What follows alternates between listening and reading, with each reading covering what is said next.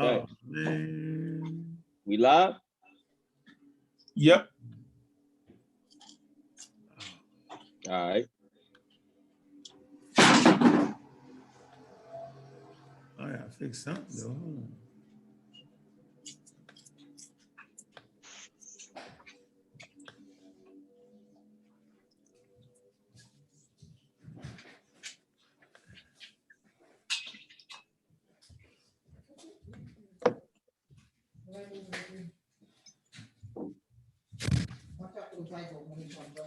Well, in positive news, how are y'all doing this lovely late night?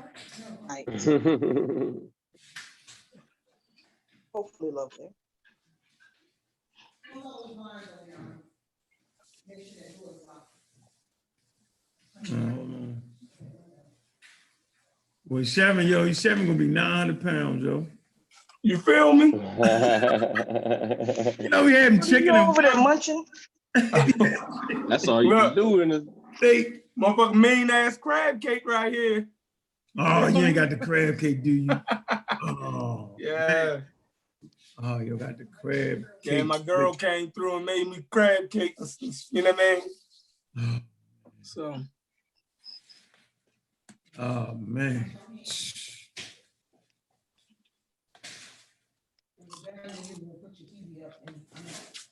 Yeah, that's all I've been doing is eating, yo.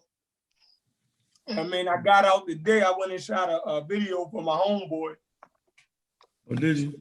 At least I got something. I had something to do today. You feel me? I mean, shot down North Avenue. Shot your video. You know what I mean? So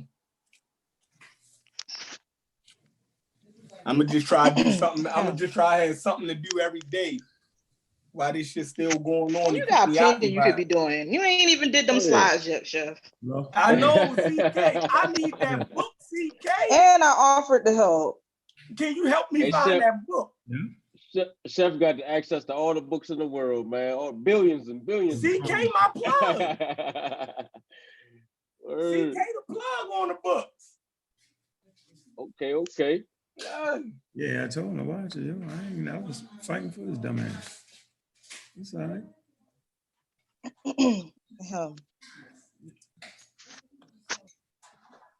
Man, I hooked up. I hooked True Story up with like a whole list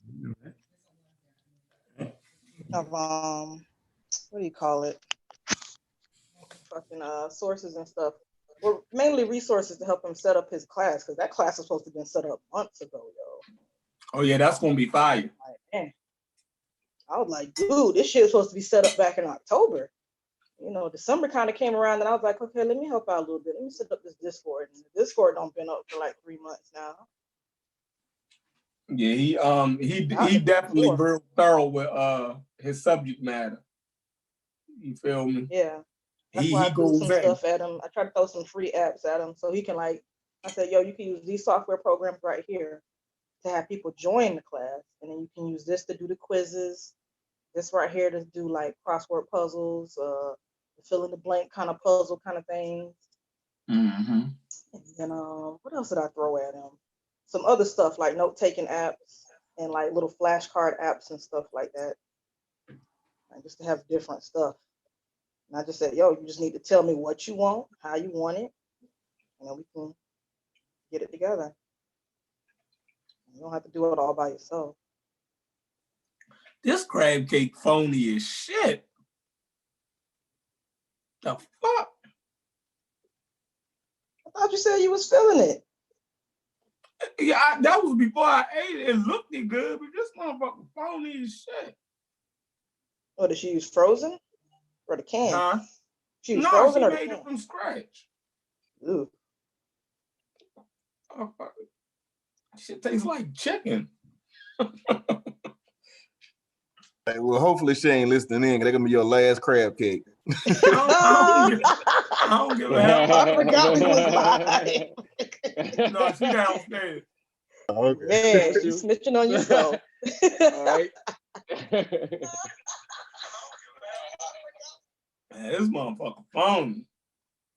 Crazy. I ain't gonna lie. It's bad when you get a phony crab cake. Man. Crab meat high as a motherfucker. Got mashed potatoes in there. Chicken meat. Oh yeah. Man, let me see who in the chat room, man. Let's see. See if we can get 100 million people watching today, yo. See how that is, yo. See how we going with this. Let me see, man. All right, man. I see the chat room filling up, man. Prisoners of War, what's good? Zane, what it do? What it do? Yeah. Hey, Tuck my yacht, what's up with you? LB, I see you. Shoe, Black Power, what's good with you? I see you, Thurman. Bob Rich, sir, what's up? Yeah, let me see. Ubatala, what's up? Anthony Bowman. Luminous P, Anthony Smith. Yep, what's good with you, man? Make sure y'all subscribe to the Pseudo Killers channel, man. Let's get them subscribers up, man, so we can get the rocking on that, man. Y'all know how we doing it around here, man. Donnie C, peace. Sprinkle, what's up with you? Yeah, we about to get this thing popping, man. Y'all know how we do it around here, man. Y'all see the title. Really, I don't even want that to be the title. The title's supposed to be, all right, let me see the title's supposed to be. Let me show you what the title's supposed to be, man, so we can get this correct. Because it's really an intervention, all right?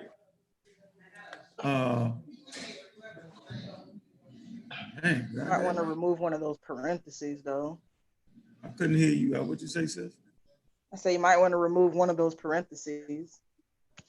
A parenthesis? Yes, parentheses. You know what a parentheses is, right? Yeah, I got 2 of them in there. What I do? Hold on.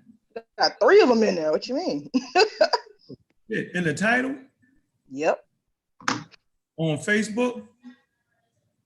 On YouTube, sir. Boy, can't do I nothing. mean, you Right. can change it at any time. You don't necessarily have to do it right now.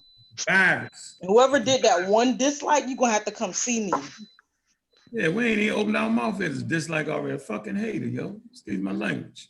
Actually, we have been kind of haters, yo. We got cracking haters. jokes. Man, I don't feel comfortable unless we got at least 1 or 2 haters in the building. Yeah, Man, they're going to have to get their ass on the panel. They got to come through. yeah, y'all know what it is, man. More than one way to skin a cat. Don't hate me, hate the game. The game of misinformation made us. And how about this? If you dislike the show, go ahead and put your name on. No, Yeah, put your name in the chat. Go ahead, put your name in the chat. Call in and tell us. I hope they do. Yeah, Sarnetta, the biggest fraud during the pandemic, an intervention to save our people, official boycott. So just to let y'all know, man, Amaral Squad, right? The families, we officially boycotting boycotting Sarnetta TV and this whole platform, right? And it's out of love, right? It's out of love, because that's my man, Sarnetta, my man, yo. But if you're gonna be a friend, right? And like we know, man, when somebody your friend, yo, your friend got to be the one to tell you the truth when nobody will.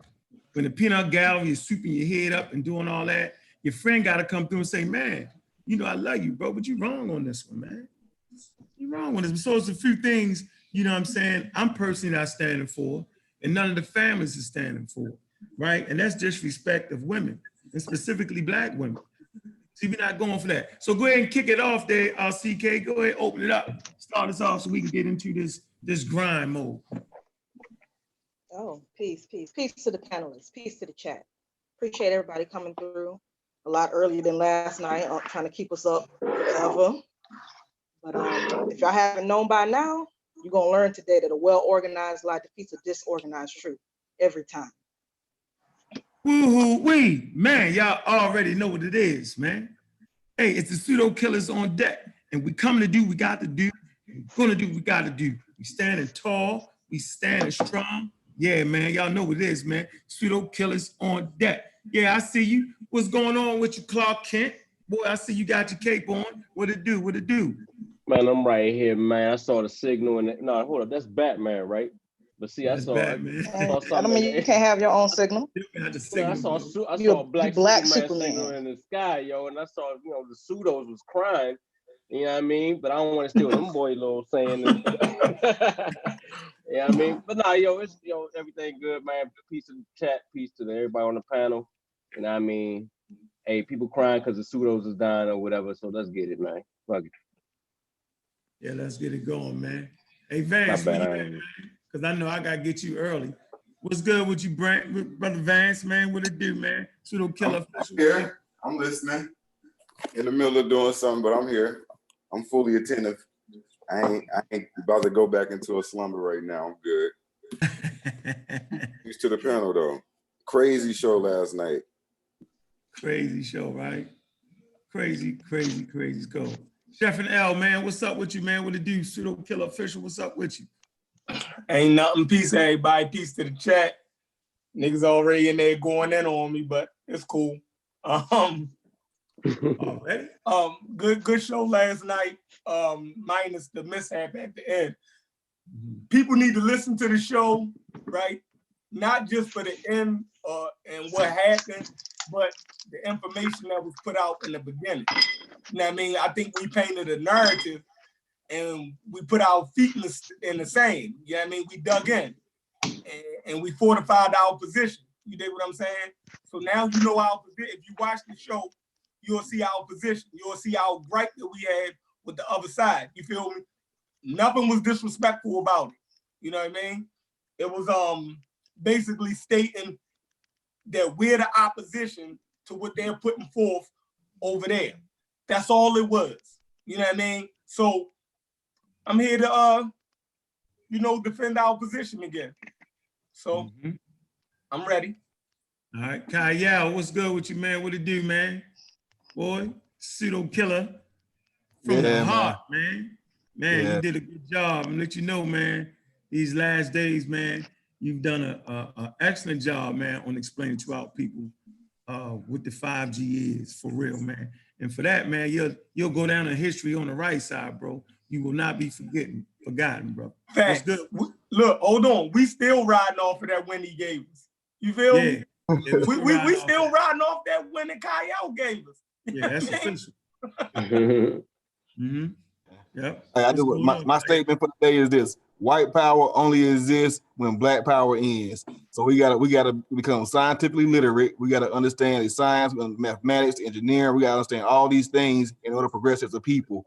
And my thing with Sarnetta is this is a different environment right now, and this is just to kind of change the segue to a different subject. But this is a different environment.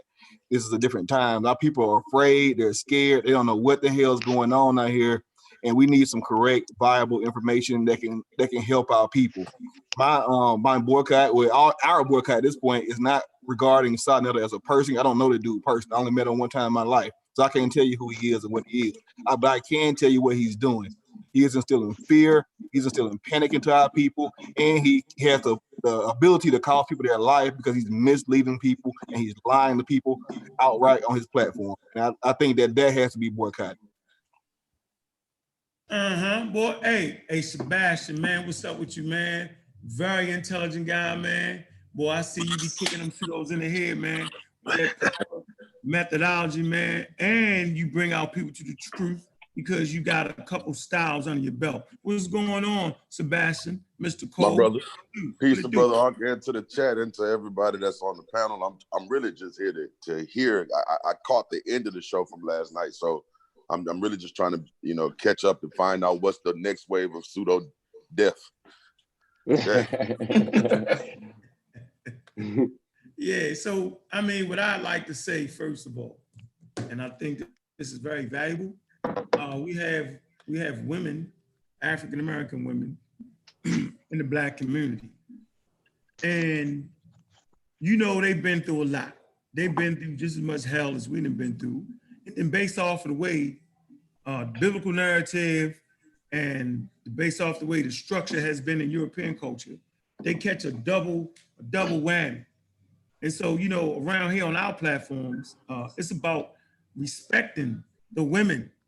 And so you ain't gonna never see me, disrespect a woman. and call out a name and do all of that. Why, Mr. Sarnetti? Because you have a wife, right? I know your wife, man, and she my friend, right? You have a daughter, you know what I'm saying? And I appreciate them women in your life. So for me to disrespect another woman, you know, your wife could be looking at the show and she would say, man, what is wrong with him? Maybe he might do that to me one day when he get mad. I have a daughter too. They get tuned in at times, right? I got 2 daughters, okay, aunts, right? And I never want them to see me disrespecting a sister. Now they already know I'm gonna cuss a nigga out if I got to. I'm not gonna cuss you out today, bro. I'm gonna smack you up real good though. But we will not allow on our platforms, right, the disrespect of the women, right, that have a voice. They have a voice, and their voice is just as strong as our voice, right? And you just can't step to them like that. Now, you might can do that over there on Sarnetti TV, but right here, yo, this is something the family built. This is a refuge, right, for the sisterhood. This is a refuge, right, for scientific literacy. So y'all ain't gonna never see me have no suit on the channel without being on his head. That's just the way it is. So all that disrespectful talking that nonsense, nah, man, when you did that, you forced my hand to draw a line in the sand, Sarnetti. We got Dr. Oyama Yat. You alluded to the fact that the statement she made was dumb. You know what I'm saying? You allowed George faking, you know what I'm saying? And George, you know what I'm saying? You know I'm gonna see you again. This ain't personal, this business, bro. You know we ain't beefing with the physical thing, but that's not what it is. But you know, I look you right in your face and say, dude, you faking on that. You faking, you know good and well that all of us have a certain amount of respect for the damn government. You know it, I know it, and anybody listening earshot know it. And if you're saying something different, you faking. If you ain't out in the middle of woods on your own land, building your own housing, you know what I'm saying, digging your own wells, if you ain't doing that, bro, don't talk to me about all that fake black power. But it's about the sisterhood. And you was a little disrespectful, George, talking about she might not should be in the community. What are you talking about? We're glad to have an official doctor, you know what I'm saying, on the team, in the community. You glad. You ain't got nobody else, Sarnetta. Where's the other doctors at? You got Sister Yaya, Dr. Yaya, right? But she's not up on the platform teaching readily, right? So we don't got that many to be doing that. You got Sister Naya. You know what I'm saying? She's a professional. She has a master's degree in psychology. You know what I'm saying? So if think about that. If I let you disrespect CK, right? Then what the women around us gonna think about us? Where is the measure of a man to allow men to disrespect a woman? Come on, bro. That ain't what we do over here, yo. And every time you come over here with that bullshit, you're gonna get kicked off. You supposed to know that about me. I've never disrespected any of the women over there on your platform. Now I beat up them damn pseudos you got over there. We're gonna get into that. At this point, your platform has been overran with the misinformation pseudos. It's been like that for a long time. Many moons, bro. But that's cool because that's your thing. But guess what, bro? We're in the middle of a pandemic, yo. Our life depends on getting accurate information. So the people that's following scientific literacy, we don't need that confusion. Well, maybe there's an alternative view to this. Come on, man. If y'all got some sense, y'all should know there is no alternative to vaccines. There is no another idea. Man, this business is handled inside of science. This is where the measure is.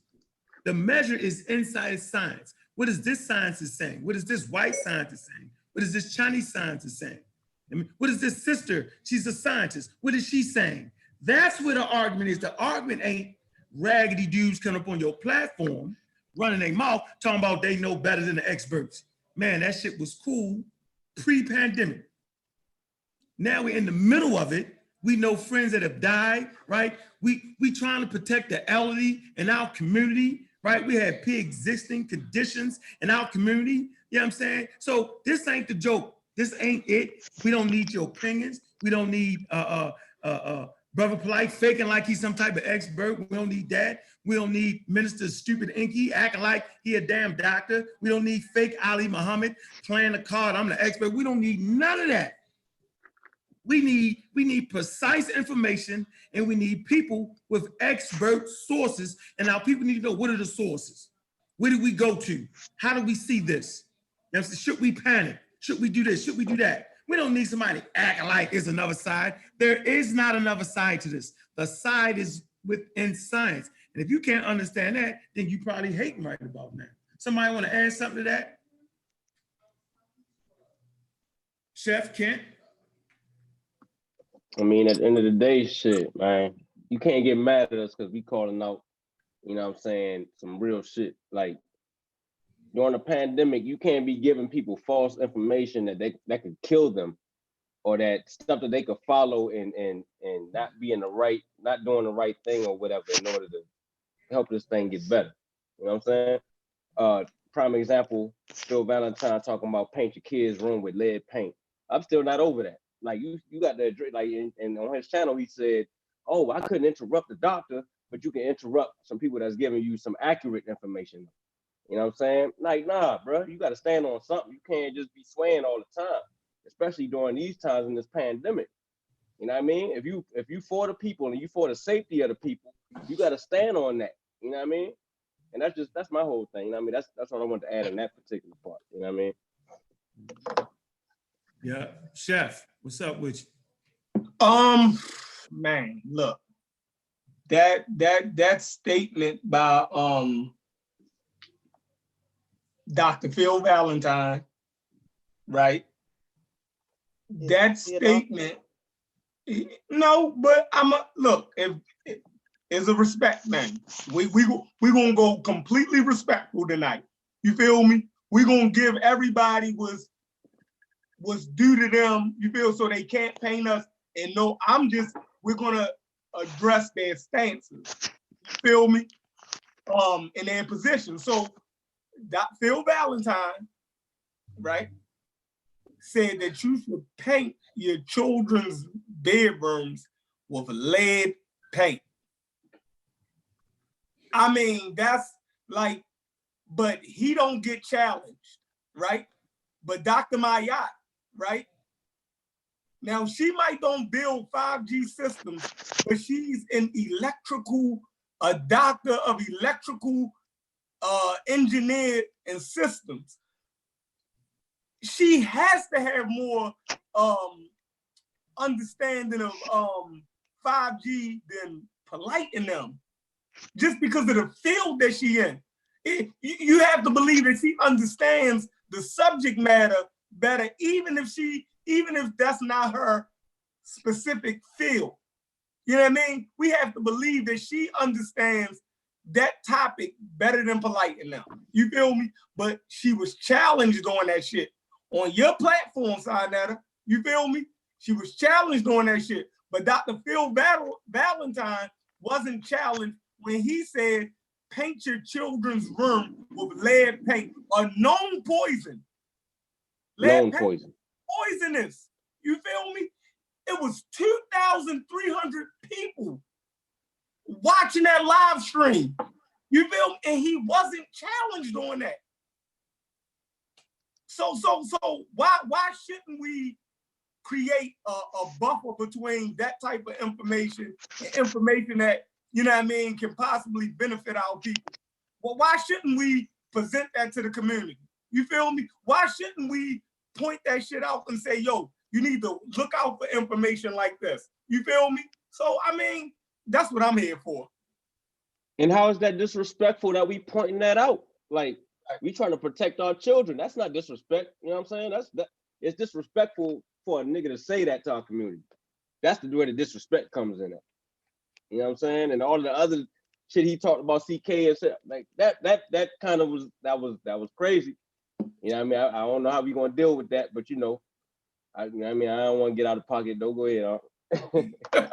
He doubled down on that today, though. He has a lot of women watching him, and you know, they was agreeing with it. Yeah, well, I'm not. Listen, man. It was chicks over there agreeing with it. That's the nut ass shit. You feel me? Yeah, that's nut. That's nut. But I'm saying, but we got some intelligent sisters, man. So it's like, for instance, we got a few powerful sisters in the chat room, like Dr. Yaya. So imagine if she see me disrespecting her sister. Even when I was dealing with Verstein, I didn't disrespect her. You know what I'm saying? I just gave out the information. She was talking shit, doing all that. But that was cool for me because I'm secure in my manhood, right? So, you know, you never want to be in a position, right, Now I'm gonna act a fool when it comes to them dudes. I just can't help it. But you know what I'm saying? When it comes to the sisters, man, it's got to be, just treat them a little, because man, it's a fine line, man. It's a fine line. Like, so if you got that behavior with a sister you don't know, what kind of behavior do you got, you know what I'm saying, with your girlfriend, with your wife, with your aunts, your cousins? You're like, what kind of relationship with that? And I'm not alluding to the fact that, you know, Sarnetta don't respect, you know what I'm saying, his wife or his daughter. I'm not saying that. What I am saying is, come on, son. Like, what about them? That's important around here. The foundation got to be the family, right? That's what it's got to be, the family. And then the family got to be codified, okay, with science and technology, right? And then if you choose to have a religion or something, then you got to have that. But the foundation got to be the family, right? Then it's got to be science and technology, because science is going to help you understand the world around you, right? And when you understand the world around you, then you can figure out what type of systems, what type of religion, what type of history that do you want to put in that. So that's just important, man. So respect is a big thing with me. And all that inviting people to their private parts, like, dude, really? That ain't what me and you do. You don't do that. Like, I ain't never that mad. But I'm appalled, right, that you the one want to have two sides of everything, but when you get a proper critique on what you're doing, you can't take it. We got, well, how many people we got in the chat room, right? 164. Most we had a long 164 people. We normally get 164,000.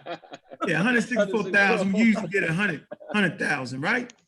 Yeah. Right. They only over here because they think I'm gonna beat up, bang on Sarnetta. They thinking all that nonsense, thinking, you know what I'm saying? Like, I respect friendships, but I don't respect friends, right? That in the middle of a situation where we all can lose our life. Like, how certain are y'all that everybody that you see on this panel is gonna be with us tomorrow? Exactly. See, I'm here as an intervention, you know what I'm saying, for Sarnetta. Sarnetta the one with the compromised immune system. See? Right, he's the one with the compromised immune system. He the one needs accurate information, right? We might wake up tomorrow and you never know. So I'm doing this out of love, brother. You can't play with this thing. None of us can afford to play with them things. We have grandmothers, aunts, and uncles. We can't afford, right, for this misinformation. I've had people come back to me talking about, man, it's the 5G right? I heard Polite say it, like, really, nigga? I done heard Young Pharaoh. Man, people is tuned in, man. Right? We're in a position where it's fear and we're in the unknown because we're dealing with the novel SARS coronavirus 2. And they don't know. The experts don't know. They're learning every day. So we're in an environment where human beings start to fill in the gaps. So I don't want to be a part of, right, people knowing more than the experts know, when experts clearly say they're learning, they don't know. I don't want to be part of an environment. I don't want my name attached to a situation, right? Or give credence to a situation where somebody potentially will lose their life based off misinformation. You want to add something to that, Kyle? And then I want you to read the post so we can get this boycott started during this pandemic. I agree with you wholeheartedly, man. It just like, we just got to be more responsible in the information that we're bringing forth, because with Sarnetta, he has a large platform, of course. And I mean, I actually learned from his platform too. I'm not downing him in general or him personally. I want to reiterate that, right? Reiterate that, excuse me. But I'm just saying that we just need to take a more intellectual stance about the information that we're putting forth into the community, because people are learning. People that don't know, they're looking for answers. And we may be giving them the wrong answers. And I just want him to consider the fact that maybe he is pushing the wrong narrative. And what hurt me was the fact that he went against the Dr. Kamizia and tried to get all the Hebrews and Bible believers to believe that this young lady who was pro-Black, which also was a Christian, was somehow against their God and against them. And so now he turned however many people gonna watch that video against this young lady that's doing the best thing to save everybody in the whole fucking world's lives. And I think that just is I think that sometimes we find ourselves doing white supremacy's job. We're doing the exact same thing that the KKK will be doing, the right-wing extremists will be doing. We're pushing that same narrative. We're pushing that same division and separation amongst our people. And I really think that we got to be a little bit more careful about the information that we put into our community, because our community is learning from these people that have these platforms. And that's pretty much how I feel about it. Max. Mm-hmm. Indeed.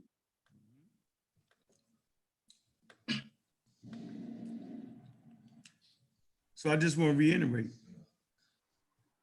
long as I've been doing shows for the last 15 years on Blog Talk and here, man, I ain't buying that disrespect to the women around me. I'm not buying that disrespect to the women around Sarnetta. I'm not buying that disrespect to the Hebrew women, to the Christian women, to the atheist women, the real black atheist women, whatever. I'm just not buying that level right there, because we want to lay a foundation, right? What's the foundation? The foundation is family and understanding how to trust each other based off of giving each other proper information. That's the only way I can trust you. I can only trust you if you give me proper information in situations where my life count on it. See, this is what we're really talking about. Our very life. Every day we walk out that house. Every day we get a delivery from somewhere. When you get the box, do you wipe it off? Like, the world has changed. So if the world has changed, then the platforms have to change with the world. I'm gonna say it again. If the world around us have changed, then our platforms have to change.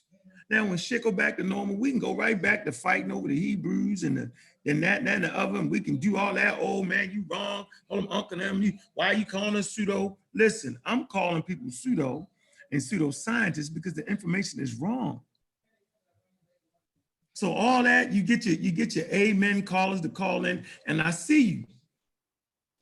I see you, Consul. Now, you know, we supposed to put all that behind us, Consul. So you really gonna allow Sarnetta to play an old video after we trying to bring stuff back together? You know, me and Gozy talked about making sure we back and codified together to fight this thing, to fight this pandemic, to fight this novel coronavirus. You know what I'm saying? We all that, oh, Wuja did this, did that. That ain't what we on, man. We on making sure it's only a few of us to teach scientific literacy. Sarnetta got about, let's say, he got over 200,000 followers, subscribers, 200,000 subscribers, for real. Why are you worried about 3, 4, 5 people critiquing that? What we don't affect Sarnetta's platform like that. So, Consul, for you to come on and amen that, I don't respect that in the middle of a pandemic, bro. Y'all coming at the Amaral squad. What are you talking about, bro? We supposed to be coming at the misinformation for our community, bro. That's what we supposed to be doing. We ain't supposed to be letting Sarnetta drag us into some damn foolery. Whole bunch of crazy. You ain't supposed to do that. And that a nab. You know better, bro. You supposed to call the big homie first, man, to understand what was going on before he dragged you into something. This ain't the moment to bang on Wuja and what they got wrong. This is not that, dude. I know you all around death and destruction in Baltimore, bro. This ain't that move, man. This ain't that time for that, Nat. It's about giving out people the proper information, man. The only reason I ain't cussing Sarnetta ass all right now, you know what I'm saying? And I might by the time I get you to end, because he says some shit he's saying to a real nigga like me. There's some things you ain't saying to a person like me. But the point is, man, at a certain point, yo, you got to put your feelings to the side. Everybody up here supports Sarnetta. And I'm appalled, right, that when I see something is wrong, that I can't say something. All day long, he cut us off. He make it seem like Unc doing this. You know what I'm saying? Y'all can go back and look at the videos. We can suppose to have the pseudo killers on Sarnetta channel, right? And we addressing the misinformation, you know what I'm saying? That what was his name, Kent? Daggone name, man. Which one? I mean, there's so many of them. The first one we got on the show, yo, and he cut us off and brought Divine up and made it seem like it was a real conversation. That was Wishmacombe had some misinformation. Zion Lex? Yeah. Zion Lex. The whole 5G, the whole vaccine thing, we supposed to be addressing that. He asked me, so can Divine come on? No. And he snuck him up there anyway to cause a division. But when he got Curtis with all the cars up there, and the ass back with preachers, pseudo preacher up there, and a stark raving lunatic, I don't even know the guy's name, and they talking that anti-government, anti-vaccine rhetoric, anti-science rhetoric. They get the rock all the way out. Dr. Miyot called in, she get rushed and pushed out of there, and George Feckin called in. I don't get that, bro. Like, dude, you've been doing me like that for years, bro. I'm not mad because all the niggas on your channel was sued up. And I can say it proudly. And that's why they ain't never been able to get around me. Because they pseudo. They have misinformation. All of them belong to the new age white community. Because they all take that information and bring that nonsense forward and paint it in chocolate like we don't know no better. We know better over here, bro. That's called misinformation. And you know how it's misinformation? Because all of them is hiding. They doing the same thing the white people doing. The white people call themselves protesting, you know what I'm saying, against quote unquote social distancing. But guess what? How in the hell is you protesting against social distancing, but yet y'all got on masks? Man. How is it that y'all protesting against social distancing and then y'all want to do it in y'all car? That shows me, right, that the European is confused. And guess what? Y'all will watch that and bring that nonsense back to our damn community. So that's why I ain't respecting that right now. Look, man, pre-pandemic, man, all that shit was cool, man. All that shit was on the table. Yeah, get them dudes they side to it. But when our life on the line, dude, there is no side. There's no side. That's not science and then something else to counter science. Science is undefeated, man. Only science can correct itself. Man, would you go ahead, Kyle? I don't know, man. I feel that right now we're fighting an uphill battle, and I mean we don't honestly we don't have the numbers. You know what I'm saying? The majority of the community they either they don't know or they are learning misinformation from being put out, I guess holistically by the conscious community. And I think that we got to have some type of boundaries. We got to have some type of vetting process for information, and we got to actually have experts that are in these fields educating us. Because if we're going to have an educational platform, that's one thing. But if it's purely for entertainment, that needs to be disclosed, and we can't bring people on there, give them these titles like doctor or whatever you call Dr. York, whatever you call these guys, or what's the guy name that said the lead paint thing. People revere these people, and they take heed their information, or they don't desire to actually look it up themselves. And I'm concerned about the Black community, to be honest with you. Yeah, I don't even know what you're talking about, Hutch. Man, come on, Hutch. Man, I ain't for that tonight, yo. I throw your crazy ass up out of here, bro. Ain't nobody just blaming Sarnetta, right? But if you got the largest platform, nigga, then you get the most of the blame. What you talking about, man? I practice scientific literacy, bro. And I ain't even talking about the atheistic part of my A game. I ain't talking about that. I'm talking about the part that Muslims, Christians, Jews, atheists, Chinese man, Black man, South American, East American, Central African. I'm talking about the thing that cross all borders. I'm talking about the thing that variates in the international community. I'm talking about the only thing you got to build your community. I'm talking about science, man. That's what I'm talking about. See, y'all didn't know that? Y'all didn't know that science was an international endeavor? Like, y'all didn't know that? You don't know the only way you're gonna catch people who's cheating is with science? Hey, man, hold on, bro. You twins them numbers. Hey, man, that's wrong. Oh, so you saying Black people are monkeys and apes? The monkeys? You saying that? Like they're half human beings? Well, the science don't say that. You know what I'm saying? Like, how else do you catch them when they take the mantle of a chimpanzee and a human skull and put it together, right? And it's called Piltdown Man. And they say that origin came from Piltdown Europe. So they were saying that human life started in Piltdown Europe. Sebastian, you want to add something real quick, bro? Just about the whole literacy thing, period. Absolutely, bro. Again, I was just listening, man, but you know, that's my brother, as you guys have all said, man, in a pandemic, you have to come out of your Dungeons and Dragons world. And the thing about, I talk about this all the time, being a religious expert or a religious leader somehow translate that we are masters of all things, because we know God, we know everything, right? Like the medicine men or something, like they knew God, they knew science, they knew everything, right?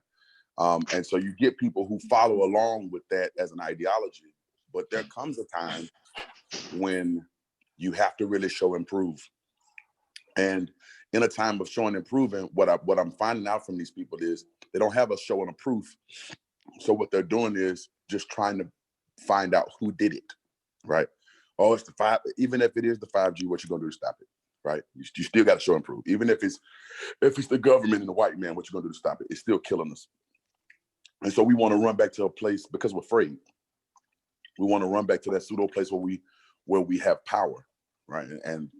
And that kind of pride or that kind of power is literally costing our lives, and thus it is not really power at all.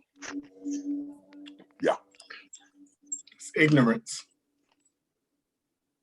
Absolutely. It's ignorance. I totally agree. In my city, it's people running around who believe that early on when we first found out about the pandemic, it was people in my city of Baltimore that believed that Black people didn't get the virus.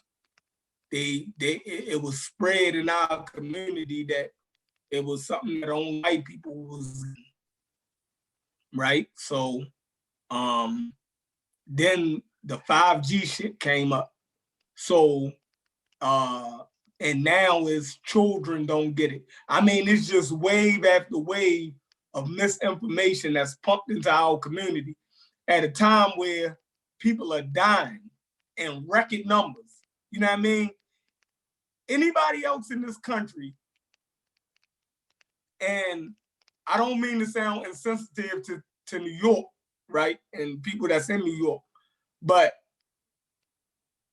watching what's going on in New York right now is terrifying to the rest of the country. Terrifying, you feel me? So for people that live in New York, right, to be spreading misinformation when they are ground zero, you feel me? Like their very lives is on the line more than anybody else. You feel me? Matter of fact, more than anybody else in the world right now. New York is the epicenter of the pandemic. Right, facts. Right? So for people that live in New York to be spreading misinformation, right, about this virus is crazy to me. And like, I don't understand like why people, right, are siding with another side that's spreading misinformation.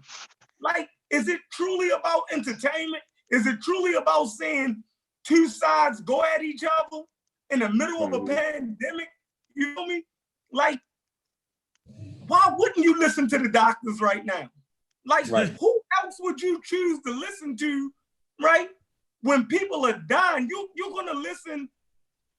Oh man, like his whole thing is he think it's disrespect, but I don't think he understands the truth ain't disrespect, brother. Like, you know what I mean? If we trying to do the right thing, if we trying to go about things in a way to help our people be more informed with accurate information, then it ain't no disrespect when we call out people like Polite that's just doing shit for entertainment, to get views, to get, you know, whatever. I don't know, whatever. What he doing that shit for? You know what I'm saying? Because he too, I don't know. I thought he was smart. Shit, I don't know. You know what I mean? But whatever he doing it for, it can't be for the better of our people if the information he's saying ain't got no solid backing. You know what I mean? And we coming with the information that it has solid backing and it's being shut down or laughed at.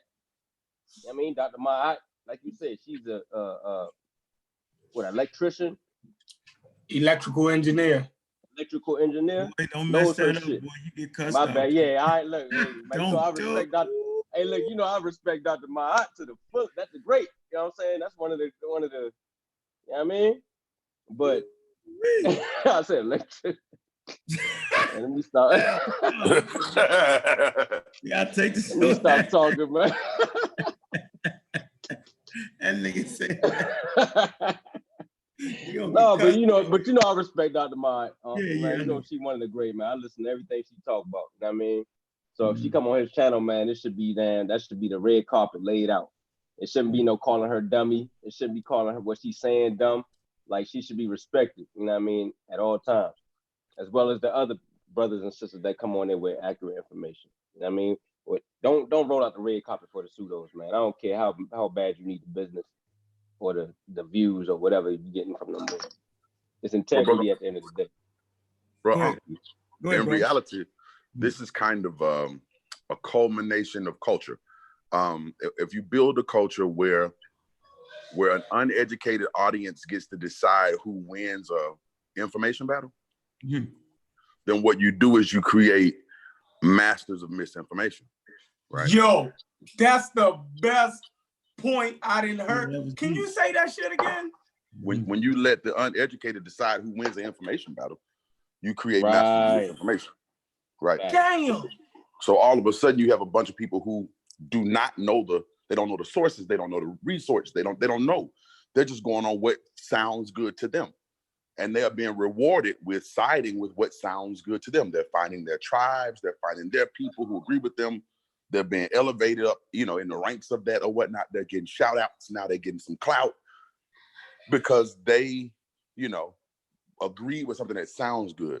But there's a difference. Again, if we're dealing in a philosophical world of religion, that's fine, right? We might as well be playing Dungeons and Dragons. That's great. You know, roll a 6, free a slave, I don't know, whatever, I play a shit. But in real life, it just doesn't work that way. You know, role-playing games, RPGs just don't work in real life. They just don't. Hell no. Right? I mean, just because you can play Call of Duty don't make you a soldier. You know what I'm saying? Facts. You know what I'm saying? You might be the best Call of Duty player ever. That don't mean you can get out here and win a war, you know?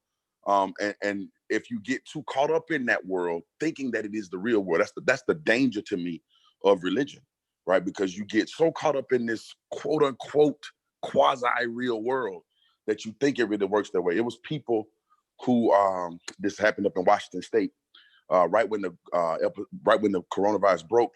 A choir director was like, I think we're gonna still have church this Sunday, so let's meet this Thursday for choir rehearsal. We might not be able to get together next Sunday, but we're gonna get together this Sunday. Had 60 people show up to his choir rehearsal. You know, they prayed that God would keep the coronavirus. 45 of them got it. Right. And I know that's not to say don't believe in your God. That call was right on time. I know, right? I know. Now, I just ate some gumbo, so it's a little spicy. But yeah, that, you know, 45 of those people got that disease. The pastor in Virginia, who, you know, I'm gonna be in here preaching, dead. You know what I'm saying? So this is not. And I'm not even laughing. I promise, you know, God rest that man's soul. Facts. You know, but this is one of those things that all of the rest of the world can't fix. This isn't a government issue. This ain't a black issue. It ain't a white man's issue. This ain't an Asian man issue. This ain't God's issue. This ain't an herbal issue. It's a virus, right? And none of those things affect viruses. And I think we have a hard time really dealing with being in a place where none of us are in control, but the science. Yo, he said, when you allow, I was trying to type that shit. When you allow uneducated people to decide who won, how the information battle. Yeah, you asking the question. It's pretty much what happened at the vaccine debate. Oh, who y'all feel like won the battle? And of course, all the pseudos gonna say the motherfuckers won.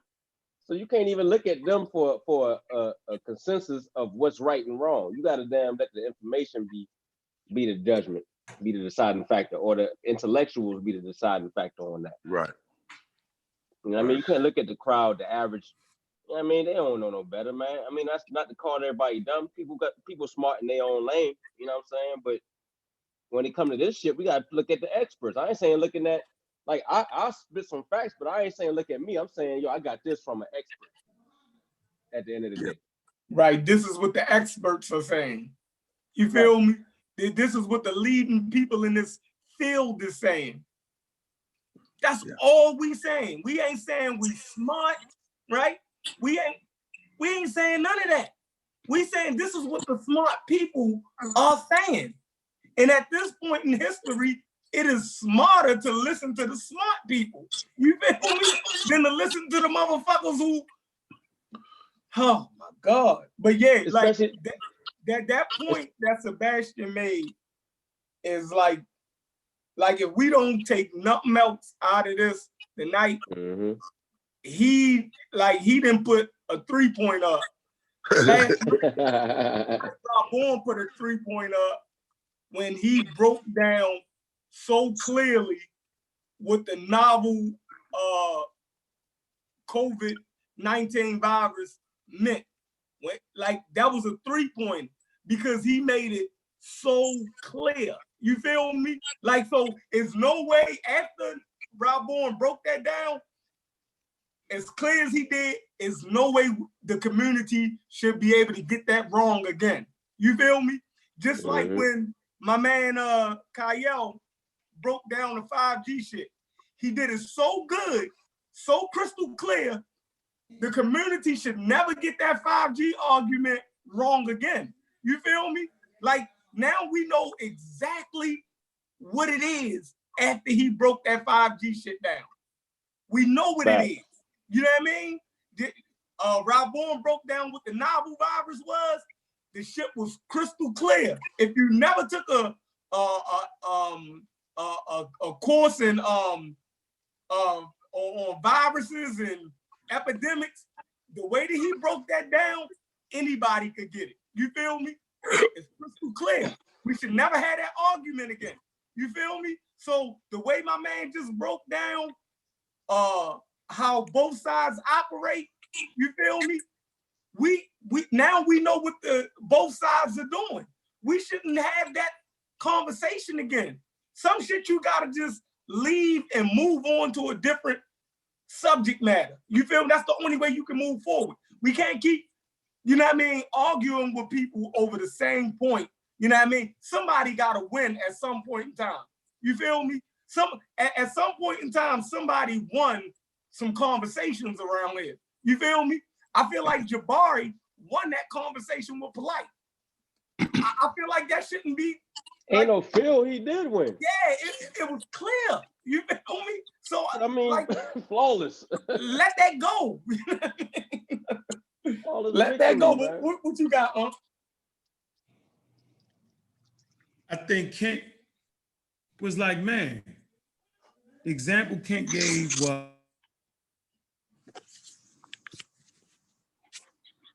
who won. I'm gonna say it again. At the anti-vax debate, we losing you, bro. Right? Say it again. Themselves, because the whole crowd. Can you hear me? Yeah, you know. You know. I couldn't hear you, Sebastian. I'm saying we can hear you now. We can hear you for a second, bro. Okay, yeah. So we had to debate the vaccine debate, right? And after each round, they're gonna ask the anti-vaxxers, because it was about 700 to 600 white people in the building that were all anti-vaxxers. All the black people were anti-vaxxers, right? They was the people, the vendors, right? And at the end of each round, they're gonna ask all the anti-vaxxers who won. So when you're looking at it on camera, right, you don't know that the whole crowd is anti-vax. You know what I'm saying? It's called smoke and mirrors. You don't know the whole play, right? So they're like, yeah. So I'm saying, like, if you don't understand how to judge, if you're not intelligent enough or have a wherewithal of understanding terms and how the immune system works and all the complicated things that come with science, because science ain't easy. If you don't have that, you're gonna be like literally thinking they won.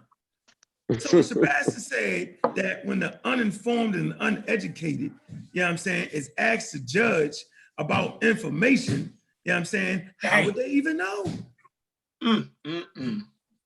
So you know how many years I've been looking crazy around here? And let me give y'all a little backdrop real fast, right? Because we get the little callers call in with their little nonsense, right? Well, you know, he jealous. Wait a minute, man. Jealous? I'm not a jealous dude. I done did so much shit in my life. Trust me, I ain't jealous because anything I see another dude do, boy, I know I got the opportunity to do it. I be feeling like I'm a slick dude all the way to 53. You know what I'm saying? I done did it. I done went around the world and trust me. So being jealous, I be looking for people. I want to see everybody get on. That's what I do. I make sure everybody get on. I make sure everybody get to connect. Now, tell me I ain't that nigga to make sure everybody get to connect. You know what I'm saying? All the time. Look, you need to talk to Garfield. You need to talk to Sarnetta. I don't play them games with people. That's not what I do. Because if you got something that's real, I know I need as much help as possible. So for all y'all little Negro pins to think Sarnetta put Brother Unc on, nigga ain't put me on. Go, you better ask about me. So let's get all that, let's get the narrative straight right here, right now today. Ain't nobody put me on. I put my damn self on. And I made a lot of damn mistakes on the way. So George faking, when you go back to the old videos and I'm making mistakes and misinforming niggas, nigga, I changed. It's called growth, George faking. You the nigga saying the same thing for the last 10 years. It's called growth and development, bro. As a black man, right? You gotta grow and develop. You gotta bring people with you. Because I can't keep it unless I give it away. George faking. Oh, you used to say, yeah, you used to say a lot of shit back then. Of course, that's how I know what the lie is. Come on, man. Like, so ain't nobody put me on. Son ain't make me. Because guess what? Whether y'all know it or not, yo, my shit ain't monetized. Don't get it twisted. If I could monetize, it would be. But they took my 100,000 subscribers away from me. Wonder why everybody else shit still up. Why my shit gone? Y'all ever thought about that? Why they take shit down repeatedly? What was this nigga saying? Come on, man. So all that Sarnetta made him, he jealous. Man, I want to see Sarnetta thrive, just not in the damn pandemic. Y'all love Sarnetta. Y'all gonna support Sarnetta in the middle of a pandemic. Y'all gonna have entertainment and all that shit, but I can't do it. I got a line, dude. I got a level. I got a standard. I got real doctors around me. Dr. Mayat and them is putting together a program right now, you know what I'm saying, to go ahead and build a scientific center in Baltimore, Maryland. We ain't playing, so Sarnetta, all you got is YouTube, son. Now that's my slick comment, nigga. That's all you got, nigga. Trust me with that. You got YouTube, all right, bro. You're doing your thing. But I'm promoting scientific literacy. And ignorance is the enemy to science. I'm gonna say it again. Ignorance is the enemy to science. I'm over here, yo, developing a vaccine. Scientific literacy is a vaccine against the charlatans in the damn community. So when I say Ali Muhammad is a damn charlatan, it's a damn charlatan. If I say Dr. Sabe is a damn charlatan, he's a damn charlatan. One thing, Mr. Stinky Inky is a damn charlatan because they're misinforming you. They're taking you, watch this. And I'm gonna let you rock. I just wanna say this. I promise you, all y'all gotta do, pick a Sunday. Pick one Sunday out of your life and say, I'm gonna try on. He say that the New Age community or the New Age South, right, is where they get all that shit from. I dare y'all type in New Age. I dare you type in New Age signs. All that shit gonna pop up. Madam Avowski, Theocratic Society, all that gonna pop up. Chakras. You can name it, dude. Y'all know why y'all hate me so much? Y'all know why y'all hate the whole squads and the team? Y'all know why y'all hate scientific literacy? Because this shit is hard. This ain't the walk through the park shit. This ain't the, it's easy. This ain't we put up the tax, what's it called? What I call that thing? Bloom's taxonomy. Bloom, yeah. Let me put that up for y'all since we got 200,000 people in the building. Let me show y'all where the conscious community at real quick. Go ahead. Kim, I'm putting it up. You want to the ask? leaders in What up? is the leaders in the conscious community where they at? Yeah, so don't blanket everybody. No, the leaders, absolutely. Is those leaders is What I wanted to say was, what has the pseudo cats predicted that actually came forth, came true, came about? You know what I'm saying? But I do remember Unc saying at the vaccine debate, it wasn't a question of if, but when. And that was what, in November, Unc? When was that? December 13th, somewhere around December? that. So not what? Not even really shit, because the shit started in like December in China, right? No, that was last year. I was on top of that. So whole In year. December? Mm-hmm. Okay, so regardless, this shit happened. Now we in that pandemic. The real scientists, the epidemiologists, all of them been predicting it. It happened. You know what I'm saying? So, I mean, like, why not rock with science? You know what I mean? It just don't make sense to go with the pseudo cast is saying. They saying, oh, the government is going a new world order. Oh, they getting mass casket. I heard all of that shit, like all of the conspiracy theories over the years, and none of that shit came true. You know what I mean? But you got science predicting real facts that's happening, and we still playing like we dumb. I don't get it, man. But bro, I'm gonna say this. This is something that we fall into in our community a lot. And I'm gonna use a crude example, but I'm gonna show you what I mean. When you hear brothers and sisters in the conscious community talk about things like pornography, they always point to the woman in the porn. They always point to the woman. Look at what this is doing to our sisters, like it ain't a dick in the porn. Okay, like there is no dick in the porn. They never talk about the source of pornography. This is what I want you to really do yourself a favor and Google QAnon.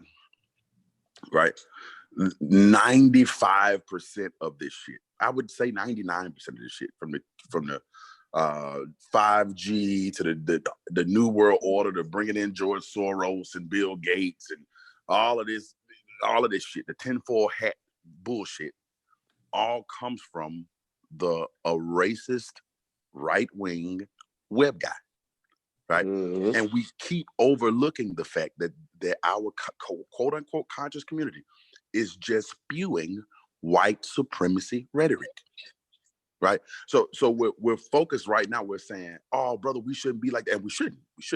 But I think we keep overlooking, where are you getting that information from? Where did you get that from? All of that can be traced to 4chan, 8chan, and the corners of Reddit. Every time, like every single time, this is just some weird white people in a room making up some stories. And people, and black people following that shit. And we follow it. So when my brother said it's the conscious community leaders, I wanted to beg the differ and say it is the first conscious community followers. That there's a difference between a leader and a first follower. These people are first followers. They are early adapters to white supremacist information. And being an early adapter to white supremacist or information will cut you off from the slowly developing science. It's no different than a newscast, right? A newscaster, they hear some shit pop off and they run out and they tell the story because they want to be first. But being first don't necessarily make you right. You know, sometimes you have to let a story develop before you go and report it. But because we want to be the early adapters, because we do want to be people, we want to be the first follower, we go out and we tout the easy stuff, like my brother Unc said. Science is hard. Science is hard. It comes with lots of tests and studies and retesting, somebody checking your work and getting it peer reviewed, and it's slow motion. And so, but because we keep overlooking, hey, who's that man behind the curtain? You know, I mean, who is that, right? Where are we getting that information from? If you ever ask people, hey, show me where you got that from, all of a sudden they hit you with, oh, brother, you got to look it up yourself. In other words, you won't be here to Google search. Right. You see what I'm saying? Yeah. That's click on the first thing you see and use cognitive bias. Confirmation bias. I'm sorry. Confirmation bias. Yeah. That's how it works, man. That's how it works. And it's leading us down the wrong path. Like we become enemies of information because we fell in love with the bias of what is good. You know, it's no different than in a religion. You know, once you get into a religion, you start to see things through that religious worldview. And so no matter what the information that's presented to you, it doesn't really matter, because now I've adopted this as a worldview, and this is good. So everything outside of this must be bad. I think the best we can do, if we really want to survive, is stick to what's keeping us alive and healthy. And it boggles my brain that the same community that will drink lean with Sprite and promethazine with Sprite, and will take Xanaxes and pop Perkies, and all of a sudden they're afraid of medicine. But you let adult prescribe you medicine. Help me understand, right? Like that lets me know that information is an enemy to you. You see the truth as adversarial, and when the truth is adversarial, then you are destined to live a lie. Right. Facts. Real shit. So, all right, we got the chart right there. That's Bloom's taxonomy. Hey, Sister CK, where you at? What you say, brother? How you doing? I wanted you to calm down first, because I know you can go ahead and... Got them fist balled up back there. Nah, I'm playing. Playing Call of Duty. Thinking she a soldier. some haters. I am not doing no such thing. Call of Duty on them. Call of Duty. So yeah, I did want to say one thing. I'm gonna send you this thing. I want you to read this for the sister. I'll send it quick. I'm gonna show you how science work. But I want y'all to first see Bloom's taxonomy. Okay, and this is where the quote unquote leaders are in the conscious community. They're at the bottom of the pyramid. Right? It's called recall, facts, and basic concepts. Okay, define. Okay, duplicate. Huh? What'd you say? What'd you say, Ken? You was blank. You was blanking out a little bit. I don't know if that's just my phone, if everybody else heard the same thing. I don't know. Hold on. You good, bro? I can hear you. Yeah. Okay, that might have just been my phone then. My bad. Okay, all right. So, all right, Bloom's taxonomy, right? And so the leadership in the conscious community is at this bottom stage, the bottom of the totem pole. Okay, we're trying to get people up to the stage of creating, because we claim we want to create a community. Is that not why we all here? We're here to create a community so that Black people can have some power in their lives, right? So they won't be so susceptible, you know what I'm saying, to any old goddamn thing when the wind blow. Like they say, when the white people got a cold, Black people got the flu. When the coronavirus come through, you know what I'm saying, man, we getting decimated around here. You know why? Because we're not creating new original work, okay? We're not designing, assembling, constructing, right? We're not developing, we're not formulating, we're not investigating. We're listening to people who just have remembered things. You know what I'm saying? Ruffers got great memories, y'all. See, I'm pulling the skirt off the thing. I used to could do that, remember all that. I'm telling you, man, it's just memorization. And they're expert at remembering big words and doing all that. This is where they at. But if you want to push your community forward, you got to understand the information, then you got to apply it, you got to analyze it, you got to evaluate, and then you build your community at the red part right there. The part of creating. Ain't that what we want to do? We want to create a community that is not so susceptible to racism, white supremacy. That's what we're supposed to do. We're supposed to codify our community. We're supposed to vaccinate our community against the charlatans that can't do no better than remember white people's information. That's what's happening to y'all right in front of y'all face. Right in front of your face. It's going down. So, man, come on, y'all. I'm giving y'all the tools. You got that, CK? Yes, sir. Yeah, so this is, I actually I'm already telling read you. it. Huh?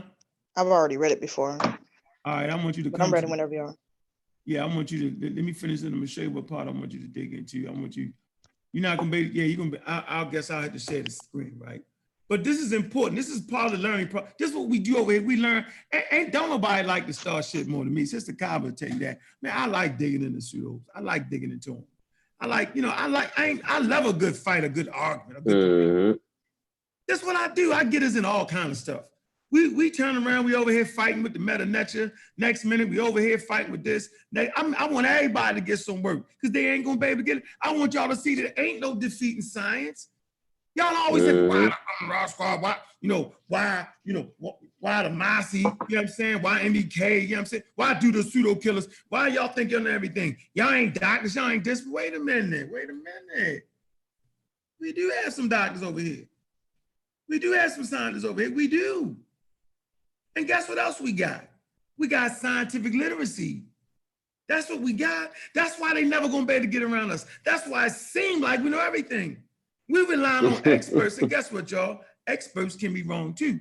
That's why we deal with science, because it's not dependent off of one person's idea. It's dependent off of the international community of ideas. This is how you learn. This is the foundation our ancestors left the world, that we create great civilizations. You know what I'm saying? Like, you're not gonna build a place like Kemet or West civilization.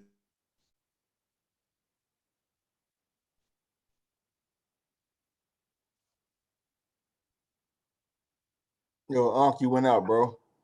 Okay, I thought that was just me. You forgot to pray to the Most High. Yeah, man, gotta get that in first. You know what I'm saying? These West Africans were masters of that. These Egyptians were masters of that. These South Africans had mastered that. The model, it starts in Africa. The crucible of culture starts in Africa, and here's the model. The white boy just take it and throw something on the Bloom taxonomy, and here you go. But for you to have anything that's gonna be cohesive, that's gonna be real, you gotta have a method to it. So in the time of the pandemic, the conscious community is all over the place. And let me show you the mistake they make. Where you at, sis? Oh, you want me to show that? Hold on, I'm gonna show you the mistake they all make. Let me show you what they do about science. Let me show you the mistake Polite made. This is what he did. Now all of a sudden they take the parts that they want, cherry pick. I'm gonna try to put, hold on, let me put this up. Put the article up. I'm gonna show you what your boy Polite do. I ain't telling, I ain't tell Polite to jump on the daggone, I ain't telling him to jump on the jump in front of the damn train. This is a train, a bullet train. Nobody getting past this. Y'all be wondering, yo, damn Unc the slowest, he barely can read. And how the hell he keep getting these dudes? Cause it's science, you ain't gonna beat that. How you gonna beat that? It take time and study. While y'all memorizing, I'm studying, taking courses. That's the difference. Man, science is making predictions. That's what they can't get around. Like, what prediction has the pseudo made? Like the world supposed to ended like what 30 years ago? We in the last days for how long now? You know what I'm saying? Like the planet Nibiru was supposed to come when?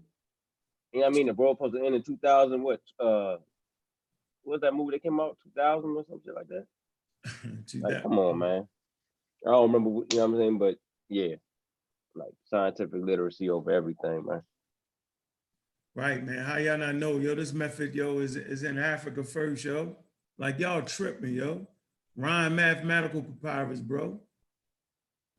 You can get Osar Hotep's work, man, chapter 6, man. He goes into the words, man.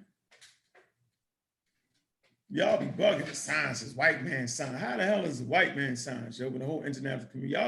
Y'all got the boogeyman complex. Y'all can see the screen, right?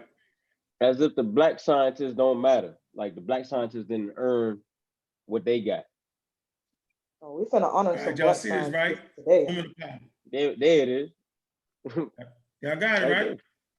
Yep. Beautiful black queen. All right, let's see what she do. Why everybody talking shit about science?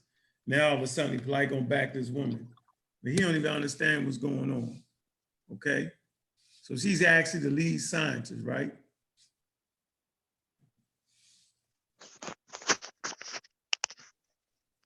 Dang. Hold on. They're gonna screen jump.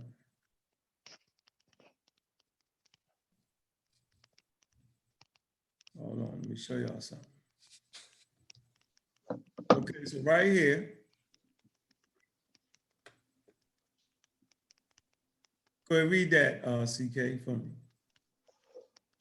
Copy. You want me to just start from the top? No, or from right there? Here, yeah, right there. See it? Hold on, let me pull it up.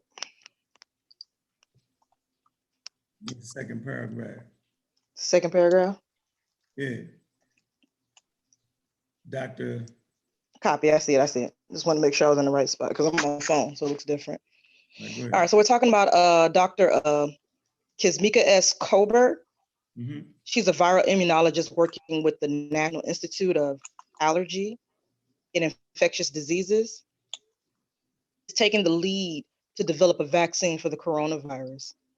She is the scientific lead for Dr. Barney Graham's coronavirus team based in Seattle. Hold on.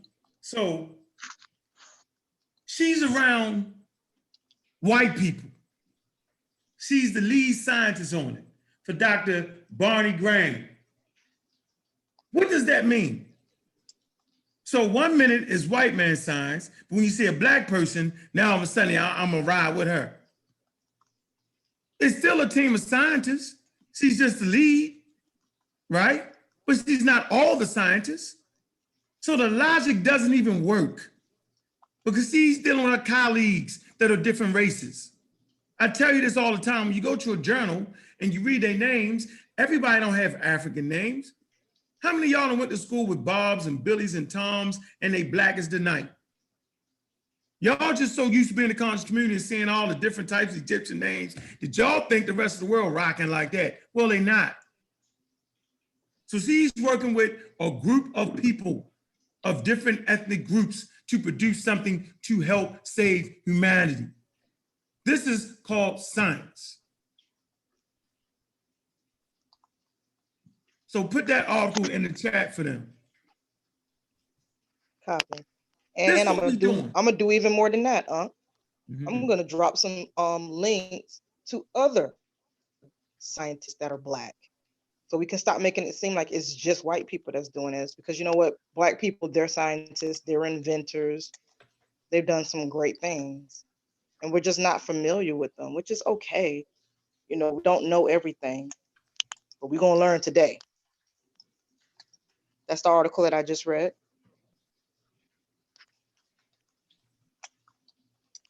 Yeah, we talked about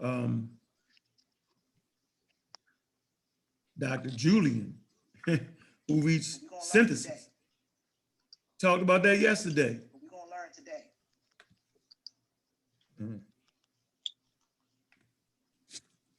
Slow my thing up.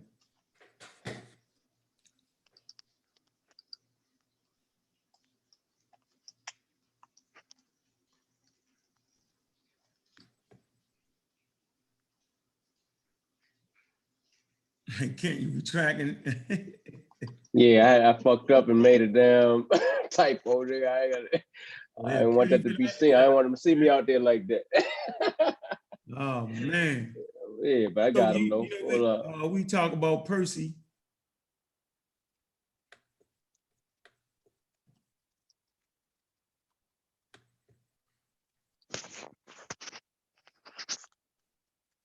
Hold on. Hey, true story, and dropped a good fact about the dude Percy, Dr. Percy. Today is the day he died. April 19th. You know what I mean? So it's kind of spooky that we started talking about him yesterday and leading into the day. You feel me? Yeah. So who is this man? How great is this man, Mr. Percy? Percy Julian. How great is this human being? Big Percy. We're gonna see how great this man is. Yeah, y'all always banging on the pharmaceutical company, man. Hey, CK, where you at? You know this is a hard one. I'm right here, sir. You ready? You know this is a hard one right here. No, Juju read this yesterday. Yeah, what this man did. Y'all like to bang on the pharmaceutical company, huh? Let me show y'all how y'all wrong. Let me show y'all how it's crazy. Let me show you where the real rhythm come from. Everybody won't play this game. Real quick. Yeah, we got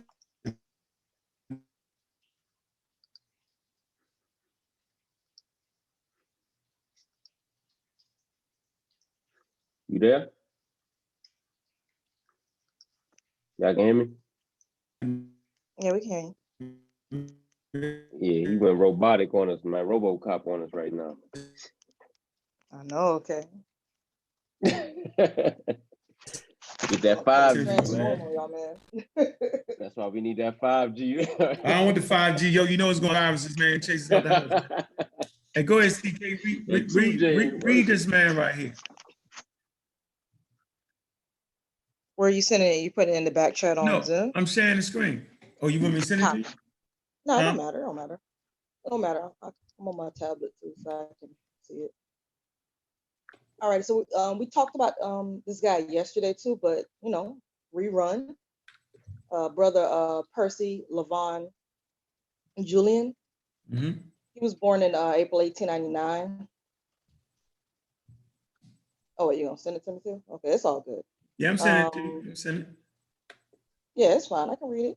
All right, go ahead. Oh, shit. He passed away in April 19th, 1975. He was an American researcher, chemist, and a pioneer in the chemical. You gonna just switch screens and all that? Like I should have just pulled it up on my phone. No, I killed you. Hold on, I killed you. I killed you. That's okay. I'll just pull it up on my phone. Sent the door. I killed you, dude. Killed you. I said I could read it. God dang it. I know. I'll put it back up there. I'll put it back up there. Well, I don't know the audience. They may want to read it. Man, they might not want to pull it up on their phone. But yeah, still talking about Brother Percy Levon Julian. He was an American research chemist and a pioneer in the chemical synthesis of medical drugs from plants. Yeah, hold on. So now you see, this man right here is a pioneer. I'm gonna say that he's a pioneer in what Big Pharma uses today. He's the pioneer. He had his own pharmaceutical company. He was a millionaire. But keep going. Since they want to, yeah, everybody want to dog Big Pharma. You gonna dog Big Pharma, yo, when you got the black scientists leading the way in that department. But go ahead. Yep. He was the first to synthesize the natural product. What is this? Phosphotimine? Stigmine? I'm probably mispronouncing that. Phynostigmine. Yeah. Phynostigmine. Oh, that's close. Plus a pioneer in the industrial large-scale chemical synthesis of the human hormone progesterone and testosterone from plant sterols such as stigmasterol and citosterol. Yep. Probably mispronouncing that one. His work laid the foundation for the steroid drug industry production of cortisone, other cortisone steroids, and birth control pills. Birth control pills. That's pretty good because people that have skin conditions like me, I use hydrocortisone. So, people with arthritis. Yeah, people with arthritis. Cortisone, you know what I mean, for pain. Okay? This what he did. Keep going though. He later what? Let me scroll down. He later started his own company to synthesize steroid intermediates from the wild Mexican yam. His work helped greatly reduce the cost of steroid intermediates to large multinational pharmaceutical companies, helping to significantly expand the use of several important drugs. Julian received more than 130 chemical patents. He was one of the first African Americans to receive a doctorate in chemistry. He was the first African American chemist inducted into the National Academy of Sciences and the second African American scientist inducted into, what was that? From any field. Behind David Blackwell. David Blackwell? Yeah, So I guess that's a segue into somebody else. Okay, so yeah, while we running our mouth discrediting science, you actually discrediting your ancestors that continue to put the work into it. So like we say, ain't no color on science. It's just science. And even when it was scientific racism, science overturned that. It was science that said that it wasn't built down Europe, right? It wasn't built down Europe, but it was in Mama Africa where Homo sapiens sapiens actually started out. Anybody want to add something to that real quick? Y'all want to know why we boycotting Sarnetta? We boycotting Sarnetta because we're in the middle of a damn pandemic and he's allowing people with misinformation to flourish. Man, he the reason young Pharaoh them got off and you know what I'm saying and did their thing and then turned on them at the end of the day. But now they pushing pseudo information at an all-time high. You know what I'm saying? And he don't understand how his platform, which could be actually used for good to get good information to the people, can be used for bad at the same time. Like you done made these people, Umar Johnson, everybody done been on his platform. You know, I know he let everybody on there. All right, that's cool and all. But when you let the wrong people on there, you got niggas like Umar Johnson getting the people out their money, asking for donations, telling people to, you know what I mean? Just being straight rude with it now. You know what I mean? Then you got young Pharaoh them boy being disrespectful, doing his thing. He getting more views inside that, I think. You know what I'm saying? So he still got to understand, bro. It's a time, especially right now, that it just has to be responsibilities. You know what I'm saying? And that's all I got. You know what I mean? Nah, nigga, Guru. No, he didn't put Brother Unc on. See, that's the problem with you. See what I'm saying, Guru? Understand what I'm trying to tell you right now, bro. Who Guru? Listen to me clearly, Guru. That's G-U-R-U. So they didn't put me on, nigga. Well, you better ask about me. He ain't put me on. He ain't give me my A game. If Sarnetta wasn't around, I'd still be rocking and jumping. Well, I had one of the first shows on Blog Talk Radio, bro. You need to get that straight. I'm still gonna be rocking over here without Sarnetta. You got to know that, bro. This is what you gotta know about me, dude.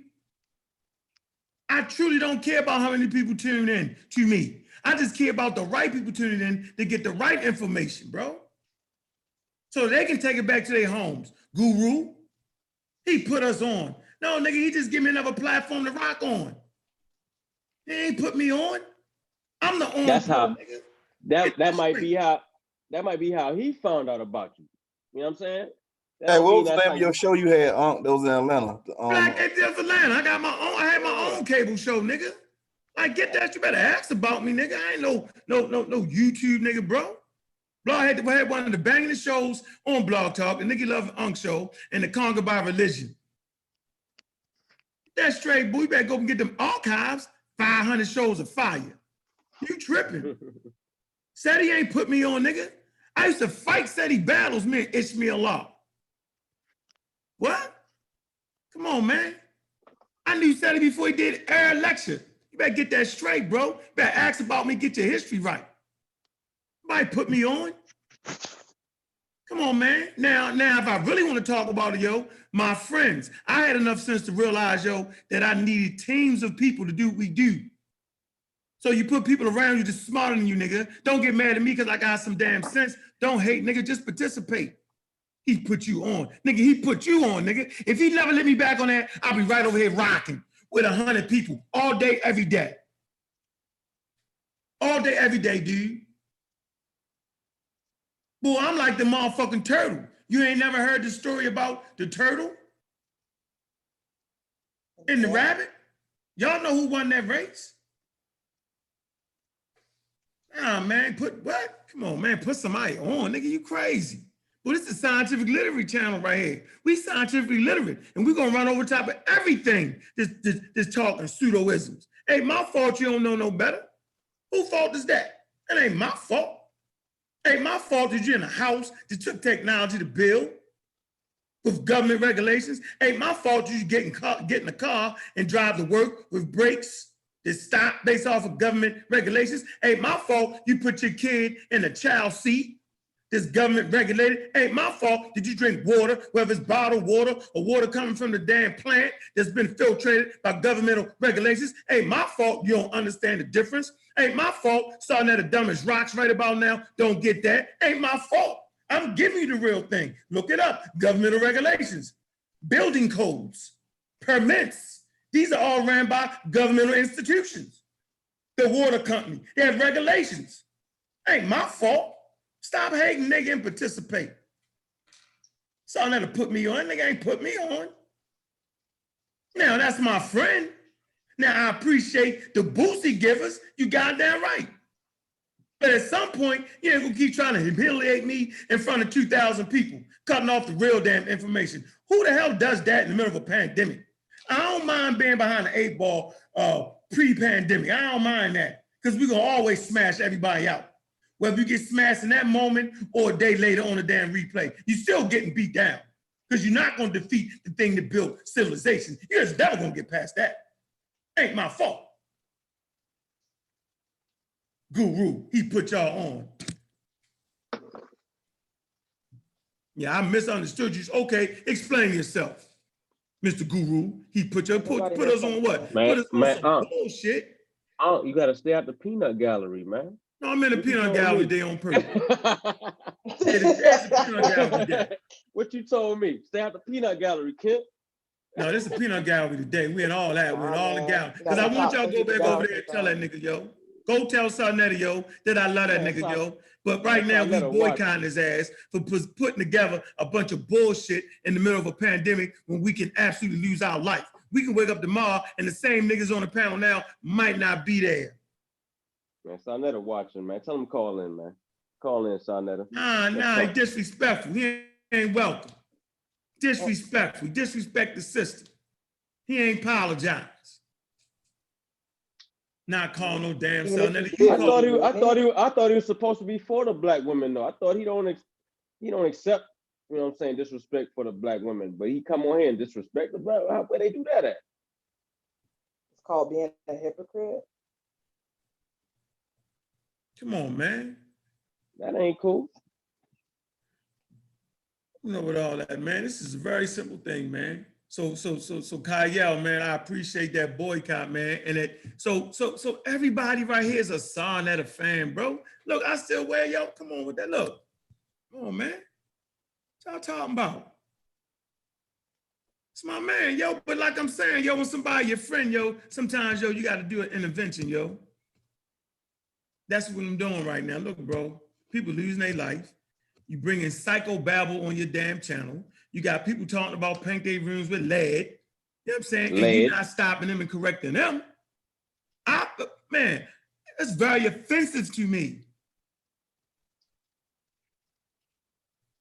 When you bring George Faking on, you know what I'm saying? Rush Doc off the phone when she beating them pseudos down, and George Faking come right behind and said, we ought not listen to people like that. Well, who the hell should we listen to, George Faking? You? What study of expertise do you carry? About as much as me, nigga. But I got sense, yo. I go to the experts. That's what make me smarter than y'all niggas, because I go to the experts. I know how to read the literature that they put out hot off the press. That's the difference right there, that I take the time to read. That's the difference. I ain't no smarter than none of y'all. See, y'all miss it.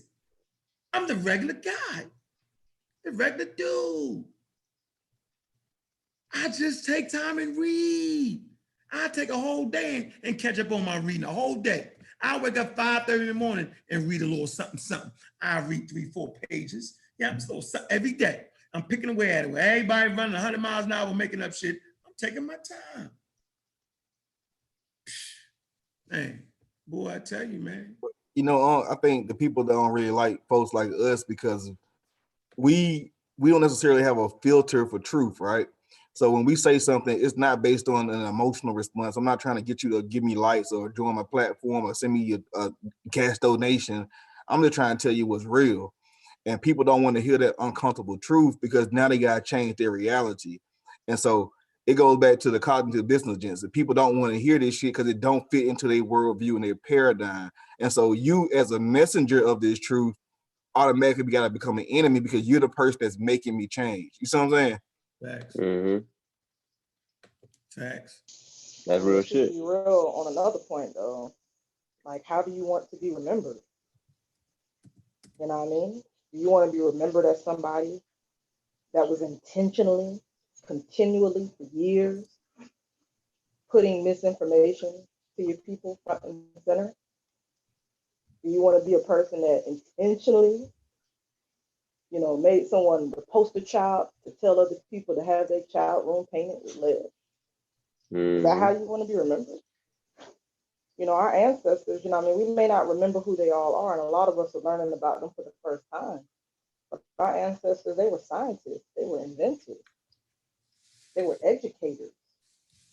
They weren't pushing misinformation. They weren't pushing false information. They were trying to get us on the right side, which is the side of truth, side of justice. They were trying to get us out of our condition. And us pushing that misinformation, that pseudo ideology, that pseudo science, that ain't gonna get us out of our condition. So people that have a problem with us saying we boycotting Sinetta, you part of the problem. Phil Valentine is part of the problem. Minister Inky, part of the problem. Scamming ass Polite and people that are trying to cover for him, you part of the problem. Young Pharaoh, you part of the problem. You scamming crazy behind Dr. Umar Johnson, you are part of the problem. That nigga is a problem. And people like them because you got to realize at some point in time, those mother flowers are going to get old and die. So somebody going to have to take their place. Somebody has to be the voice of reason and say enough. Somebody has to speak up and say, you know what? We're not tolerating this no more. We're not promoting this no more. We're not allowing this to get a voice. We're not going to allow the children to think that this is okay. We're not going to allow other people to think that these people are individuals that you should listen to, that you should promote, that you should look in high regard, because they're not. If no one's the white people ain't gonna do it for us. They don't care. They know that these mother flowers are crazy as hell. Most of these people that are white, that do come across this, they're probably just laughing. So we as Black people, we need to stand up and say, no, it's not okay. It's not gonna be condoned. It's not gonna be advertised. We're not watching your stuff no more. We're not giving you the views. We're not giving you the likes. We're not giving you the donations. As a matter of fact, we're gonna be the direct opposite. We finna be anti. We ain't gonna just be atheists. We're gonna be anti-atheists. We ain't gonna just be against the misinformation. We're gonna be totally hostile to it. Because at some point in time, you gotta just say, you know what? I don't respect your opinion. At some point in time, it's one thing for you to sit up here and say, like the Abos do, oh, you're not African. That ain't hurting nobody. But as soon as you start telling people to paint your mother flipping room with lead, I do not respect your opinion. You getting all kind of hostility. Because somebody out of them 3,000 people that was watching that stream that day, somebody gonna paint their kid room with lead and gonna kill their child. Is Sinetta gonna take responsibility for allowing that type of misinformation to be peddled as fact on his channel?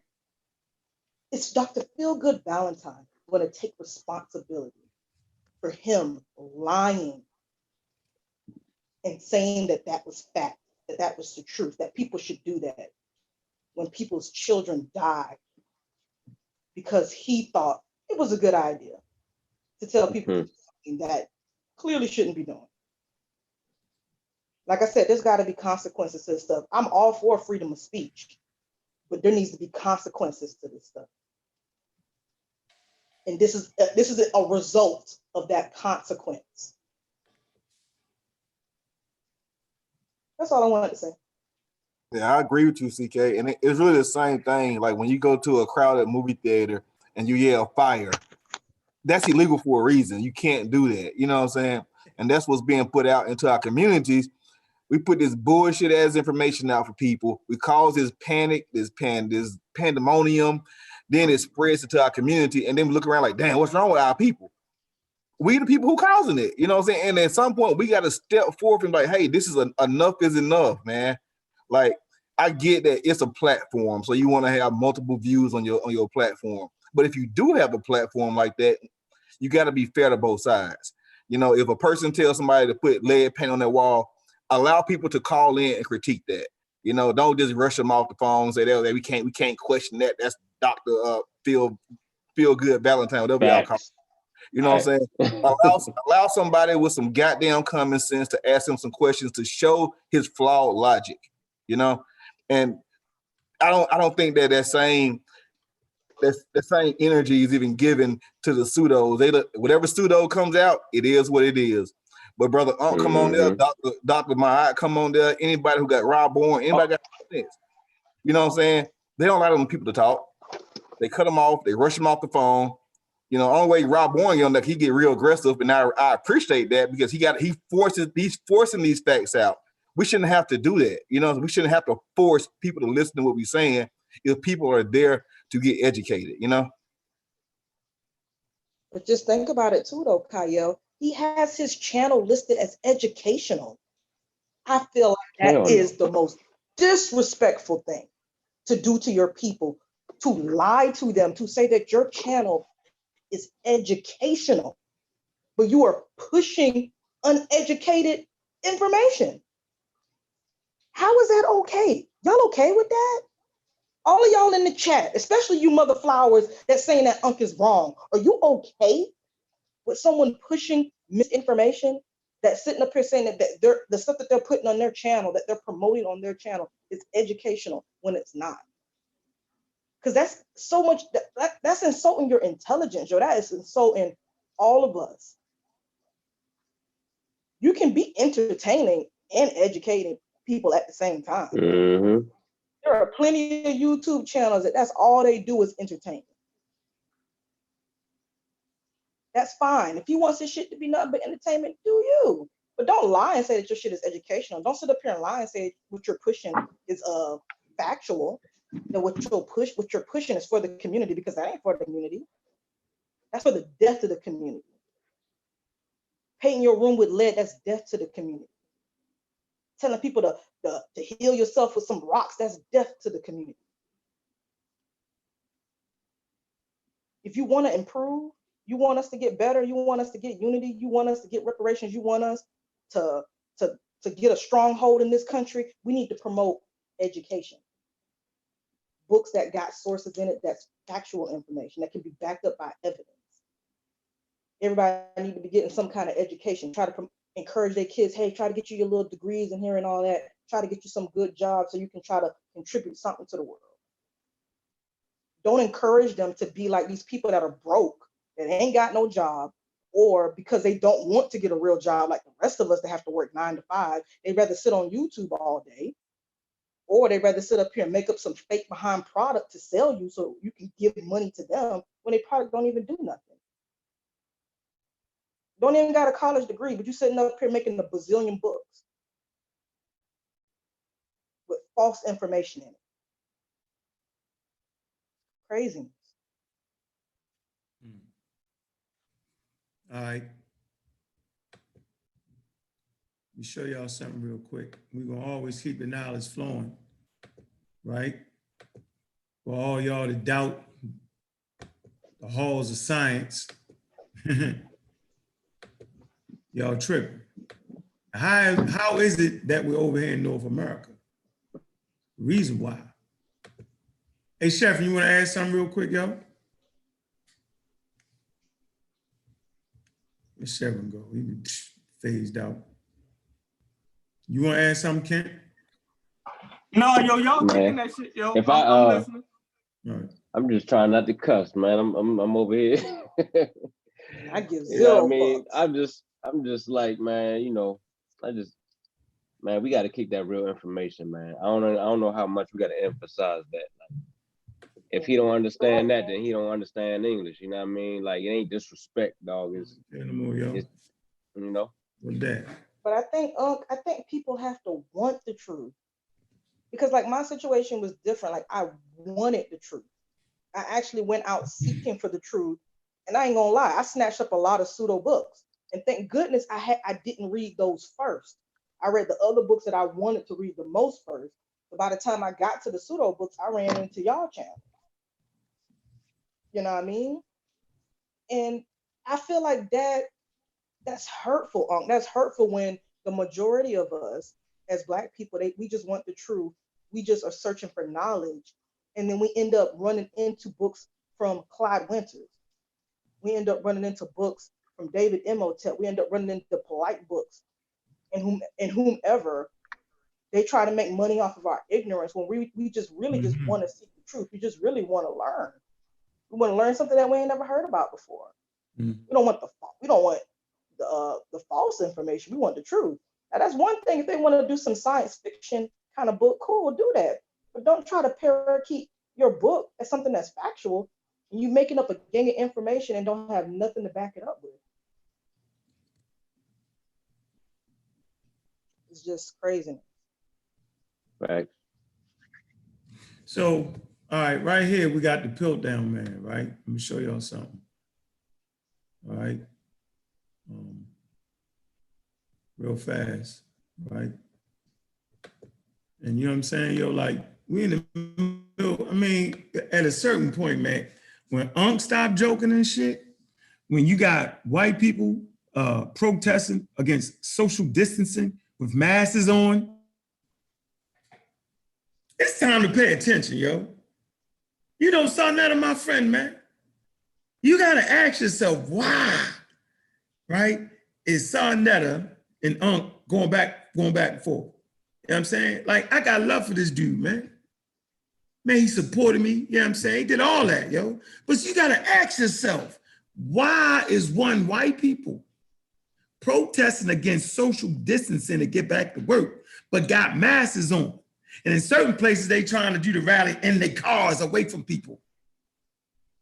They confused. You gotta ask yourself, why is the infrastructure of America losing millions and billions of dollars? You gotta ask yourself.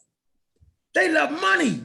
And as a matter of fact, they about to start making business decisions to make sure everybody get their ass back to work and just say, well, we'd rather have this many people die, you know what I'm saying, as opposed to this many people dying. What am I saying right now? Why am I saying they're gonna start making business decisions?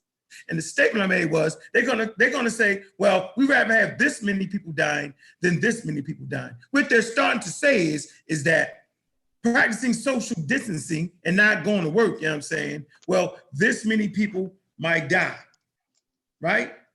Okay, we're gonna save this many lives over here. But when we go back to work, this many people gonna die. We can take that because if we don't go back to work, people are not gonna be able to get certain surgeries, right? Food, healthcare, they're gonna start dying out. So they saying more people are gonna die if we don't get back to work. The infrastructure start to fall, the whole 9 yards. They're not gonna just join fall. They say, well, we just gonna have to have this many people die then by letting them go back to work. That's when you know it's serious. When the people that brought us over here based off of the money value that we brought to them is now officially saying, man, one, our experts don't know. Whether you black, white, Chinese, we don't know. 2, we gotta make a business decision. Okay, we know this amount of people gonna die, you know what I'm saying? But if we rather have this number right here die, then this number die because ain't nobody working out, the crime rate start rising. Come on, man, you gotta ask yourself, why is it every 3-4 days the president changes his stance? Oh, because he the president, we don't like him anyway, because he's lying. You know what I'm saying? For rising him line. No, because they don't know. This is what scientists do when they come up against the novel SARS coronavirus 2. It's novel because for the first time in human history, it has came in contact with our immunity. And for all y'all food superior people who eat the best of foods, food does not, I repeat, food does not stop you from catching the virus. So you can be as healthy as you want to be, and you can still catch the virus because that's the way your immunity system works. Your immunity system works based off of catching the pathogen and going through what you see everybody go through right now. This is the world without vaccines. For all y'all anti-vaxxers, this is the statement I made. I said, y'all gonna get a chance to see how well your supplements work. Y'all gonna get that chance, and I'll be damned We got articles with vegans catching it. Like, hey, CK, I put it in the pseudo group. You see that article about the vegan? No, Hey, you you did got. not put anything there. Go ahead, bro. I was just saying, you got a couple people in the chat asking to come in. And, Yeah, they come in. Put the link in the thing. I ain't a mod I on got here. it. Okay, Cool. cool. It's a guy. Put the link in there. All right, put the link in there, and I'm gonna throw this up real quick to show you this is what we do around here. We do the knowledge around here. Enter at your own mother flipping risk. No mercy. No mercy. Ain't no I'm mercy. dead serious. Man, yo, Charlene, my man, yo, I love his family, yo. And there ain't no disrespect to him, although he disrespected me. I'm gonna let that slide, yo. Because of the things he's done for me. I'm gonna let that slide, Yeah. so let you slide. But I ain't gonna let you slide with being part of the debauchery. Nah, I can't let that get away. So this is the Natural History Museum. It's a good site, a good source, right? We got the Piltdown Man cranium. A cranium is a skull. A mandal is the cheekbone. So you got the Piltdown Man cranial and mandal as reconstructed by Dr. Arthur Smith Woodward and Professor Arthur Keith. So they actually constructed this nonsense. What they did was they took a chimpanzee jawbone and put it on a human skull. That's what they did. In 1912, Charles Dawson, not Darwin to be confused with Darwin, Charles Dawson, an amateur anthropologist, archaeologist, claimed to have discovered the missing link between ape and man. He had found part of a human-like skull, right, in the Pleistocene gravel beds near Piltdown village of Sussex, England. Who knows about Sussex? Yeah, you should be studying European history. So he was trying to say that for the first time in history, right, they found that connection between apes and humans, and they call it Piltdown Man. Dawson wrote to Arthur Smith Woodward, keeper of the geology at the National History Museum at the time about his find, right? Smith Woodward made a reconstruction of the skull fragment, and the archaeologists hypothesized that the find indicated evidence of a human ancestor living 500,000 years ago. They announced the discovery in the Geological Society meeting in 1912. For the most part, their story was accepted in good faith. Goes on to say, however, in 1949, new dating technology arrived to change the scientific opinion on the age of the remains using fluorine test. Okay? Dr. Keith Oakley, a geologist at the Natural History Museum, discovered that the Piltdown remains were only 50,000 years old.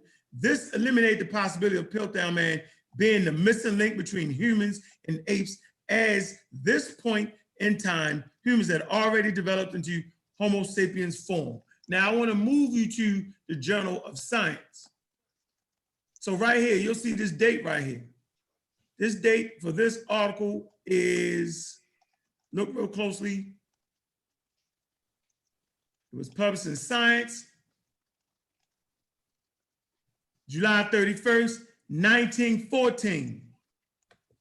All right?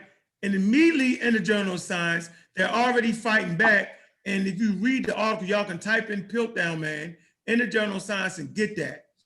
All right. And they talk about how they don't feel as though that maybe that this is not actually, you know what I'm saying, what they're trying to purport it to be. But at that time, they didn't have the technology it was. But from the beginning, in the onset, science was fighting against it. So when you say, well, they can just make up everything, anything, yes, they can just make up anything.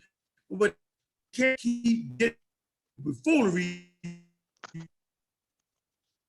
Because if they did, we'd be running around thinking that Piltdown Europe was where Europeans started, or by fault, where humanity started, in Piltdown Europe, in essence.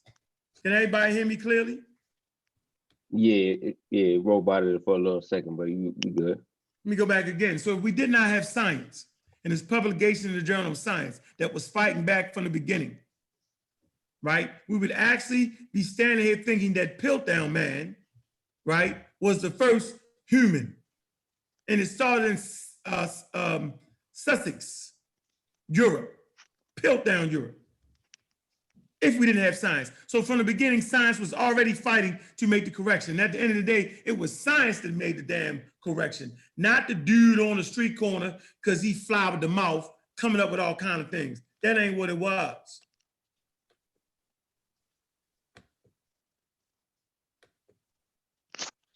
So what I give you, CK?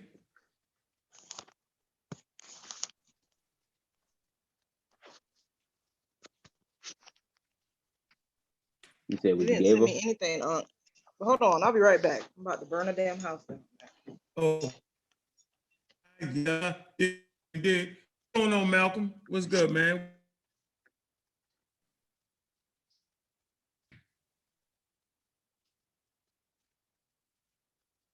And this whole thing that froze up. Can y'all hear me? Yeah, I can hear you. Yeah. I think Malcolm may be on mute. You got to unmute yourself, bro. Yeah, unmute yourself, Malcolm. Can y'all hear me? Now, what's good? Not too much, man. Been following you guys for a minute. Like what y'all doing. Keep it up.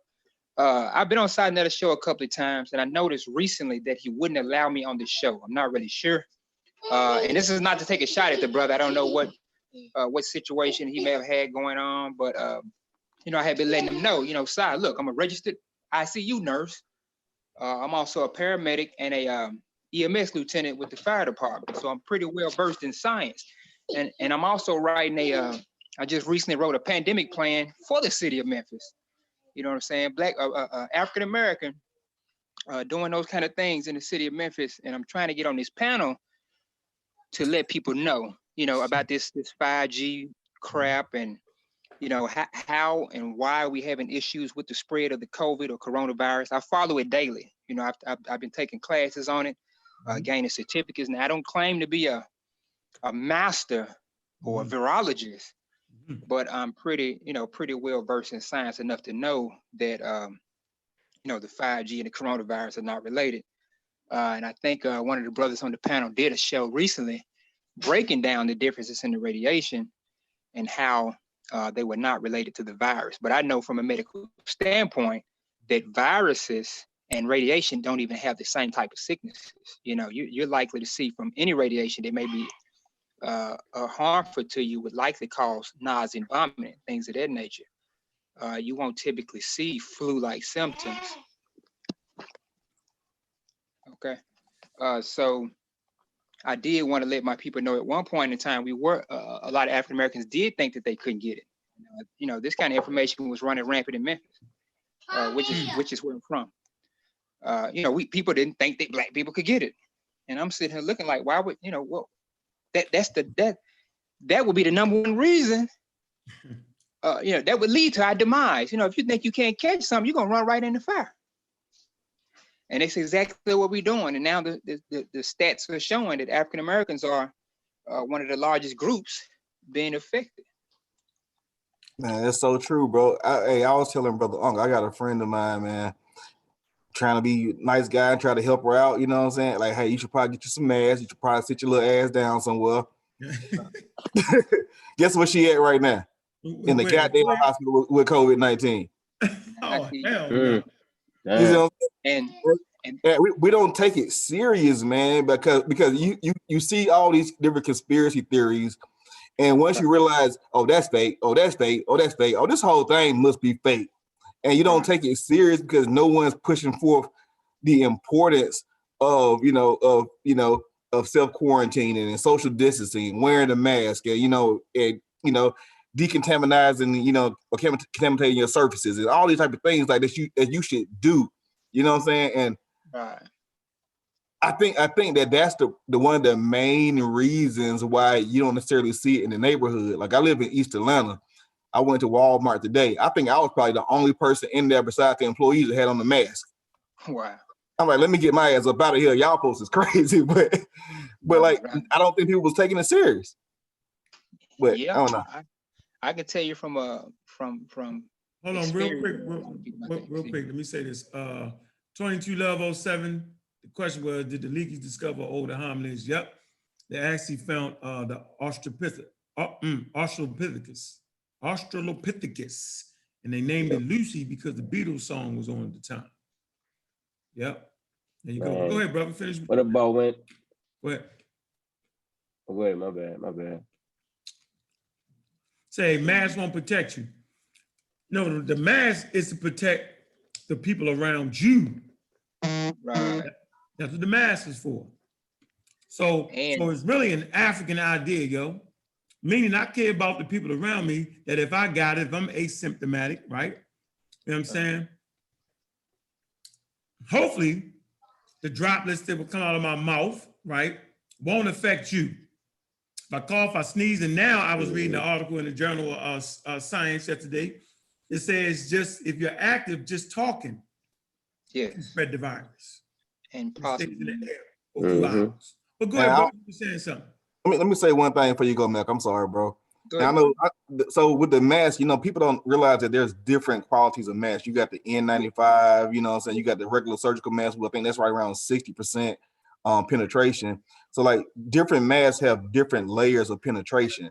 So if I know I can go out and I have, a 5% chance, I'm going to take that 5% chance rather than putting a do-rag on my face or a bandana, because that has pretty much zero, protection.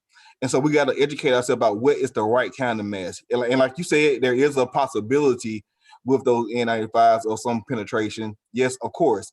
But then they have like the N100 masks, like those industrial masks and all the different kind of masks out there. Respirators, right. So I mean, go ahead. No, I was gonna say, to piggyback off what you were saying, which is where I was going with my next point, is there are certain types of quality of masks. What you have is you have three types of precaution. You got standard precaution, which is typically just gloves and maybe a gown or goggles. You have droplet precaution, which is typically what they're saying about the COVID-19, is that it's droplet, meaning it comes from fluids from the mucous membrane, whether it's from the mouth or nasal passage.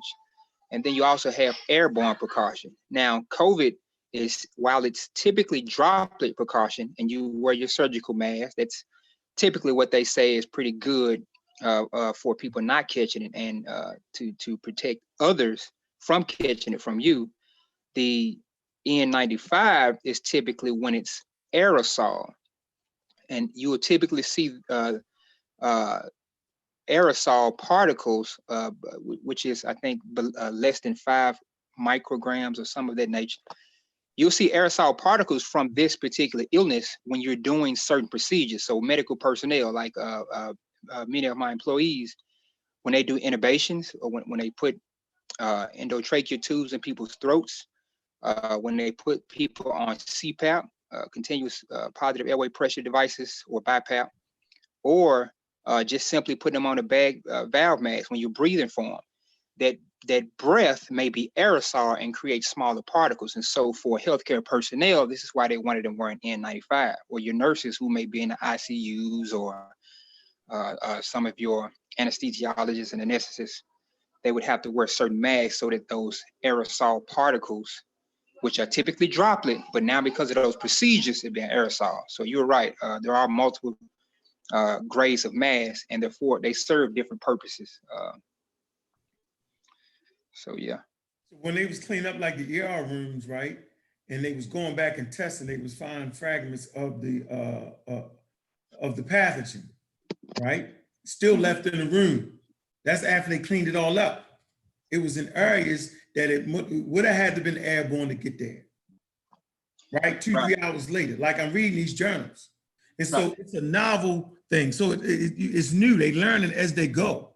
So us who are scientifically literate, it's okay. We get it. We get why they change things from time to time, brother. And I know you scientifically literate based off the conversation. You clearly understand why things change. Absolutely. And a lot of times these updates are on these websites, the WHO website, the CDC. You know, they're answering the questions to the best of their ability. And like you said, novel means new, meaning we don't know much about it. And so, of course, Dr. Fauci and a lot of this administration with the United States, they're kind of changing up their strategies and things of that nature. As more data comes in, they're using that data to formulate new ways to deal with it. But these updates are regularly, on those sites. It's plenty of resources for people to get this information. Plenty of That's a resources. fact right there. So, but here's the gray area that the pseudo lives in. Well, see, they don't know. Oh, why they changing up? They knew why they changing up. They will run the stop signs. Stop sign is novel, SARS, severe, acute, respiratory syndrome, coronavirus 2. They'll run that stop sign right there. They'll run right past the word novel, right? And live in an area where they don't know. No shit. And guess what? They're honest enough to say they don't know. But we live in a community where you got dudes on the sideline, on the YouTube, acting like they know. We got dudes like Sarnetta saying, well, we want to hear the other side. There is no other side, man. What side could you possibly be talking about if they're not involved in science? Watch this, y'all. All the data that's coming through, and this brother will tell you, all the data that's coming through is coming from the scientists, whether that scientist be in Australia, whether that scientist be in China, whether that scientist be in North America, right? Whether that scientist came from the hood in North America, right? It's coming from science. Now, the misinformation is being generated off of scientific articles that people cut and screw and misinterpret information like pseudo divine. Hey, one of the things you keep on going to is the Science Journal, right? There is not one person who is not a scientist on the Science Journal. That means that he does not qualify for being even considered to be a scientist or even dealing with the field of science. And we got to take that consideration. We're looking at this thing and we're saying, oh, somebody wrote a book or somebody did this. But these people are not even being acknowledged in that field. You know what I'm saying? And like we are on the outside looking in, and I don't believe, honestly, and I'm kind of taking the conversation somewhere else, but I don't think it's the pseudo people's fault. I don't think it's the people's fault, because the people are genuinely looking for information, and they have a critical flaw is that they trust the people who they see in front of them to be putting forth the right and exact information. And those people haven't really established a methodology or any type of research base to put forth this information. And so now we get caught in this downward spiral where the people who don't know are informing the other people who don't know. So now none of us fucking know. Absolutely right. I totally agree with that. And just to, not to get off subject, but and I tell my people this a lot. I said, man, I'm a student of the most honorable Elijah Muhammad. And so I went and got all this scientific background so that I could get in the game to keep my people informed of what was going on the other side. Mm-hmm. And I know that we've developed over time, Black people, as a result of 300-400 years of mistreatment, from white men in white coats. We've kind of, the common African American has kind of science. When they think of science, they think of this white man in the coat. They've made it synonymous with this white dude. And that's not the case. And so we miss the benefits of science because of the way we've been conditioned to see science, because of the abuse we took. And I think Unc touched on the fact that inoculation, for example, coming from one Neeson in 1721. A lot of Black people don't know that it was a West African that paved the way for that type of science prior to Jenner in 1790. Like a lot of people don't know that. All we know is the long history of trauma that has happened to us. Us being compared to apes. And now we're anti-evolutionists.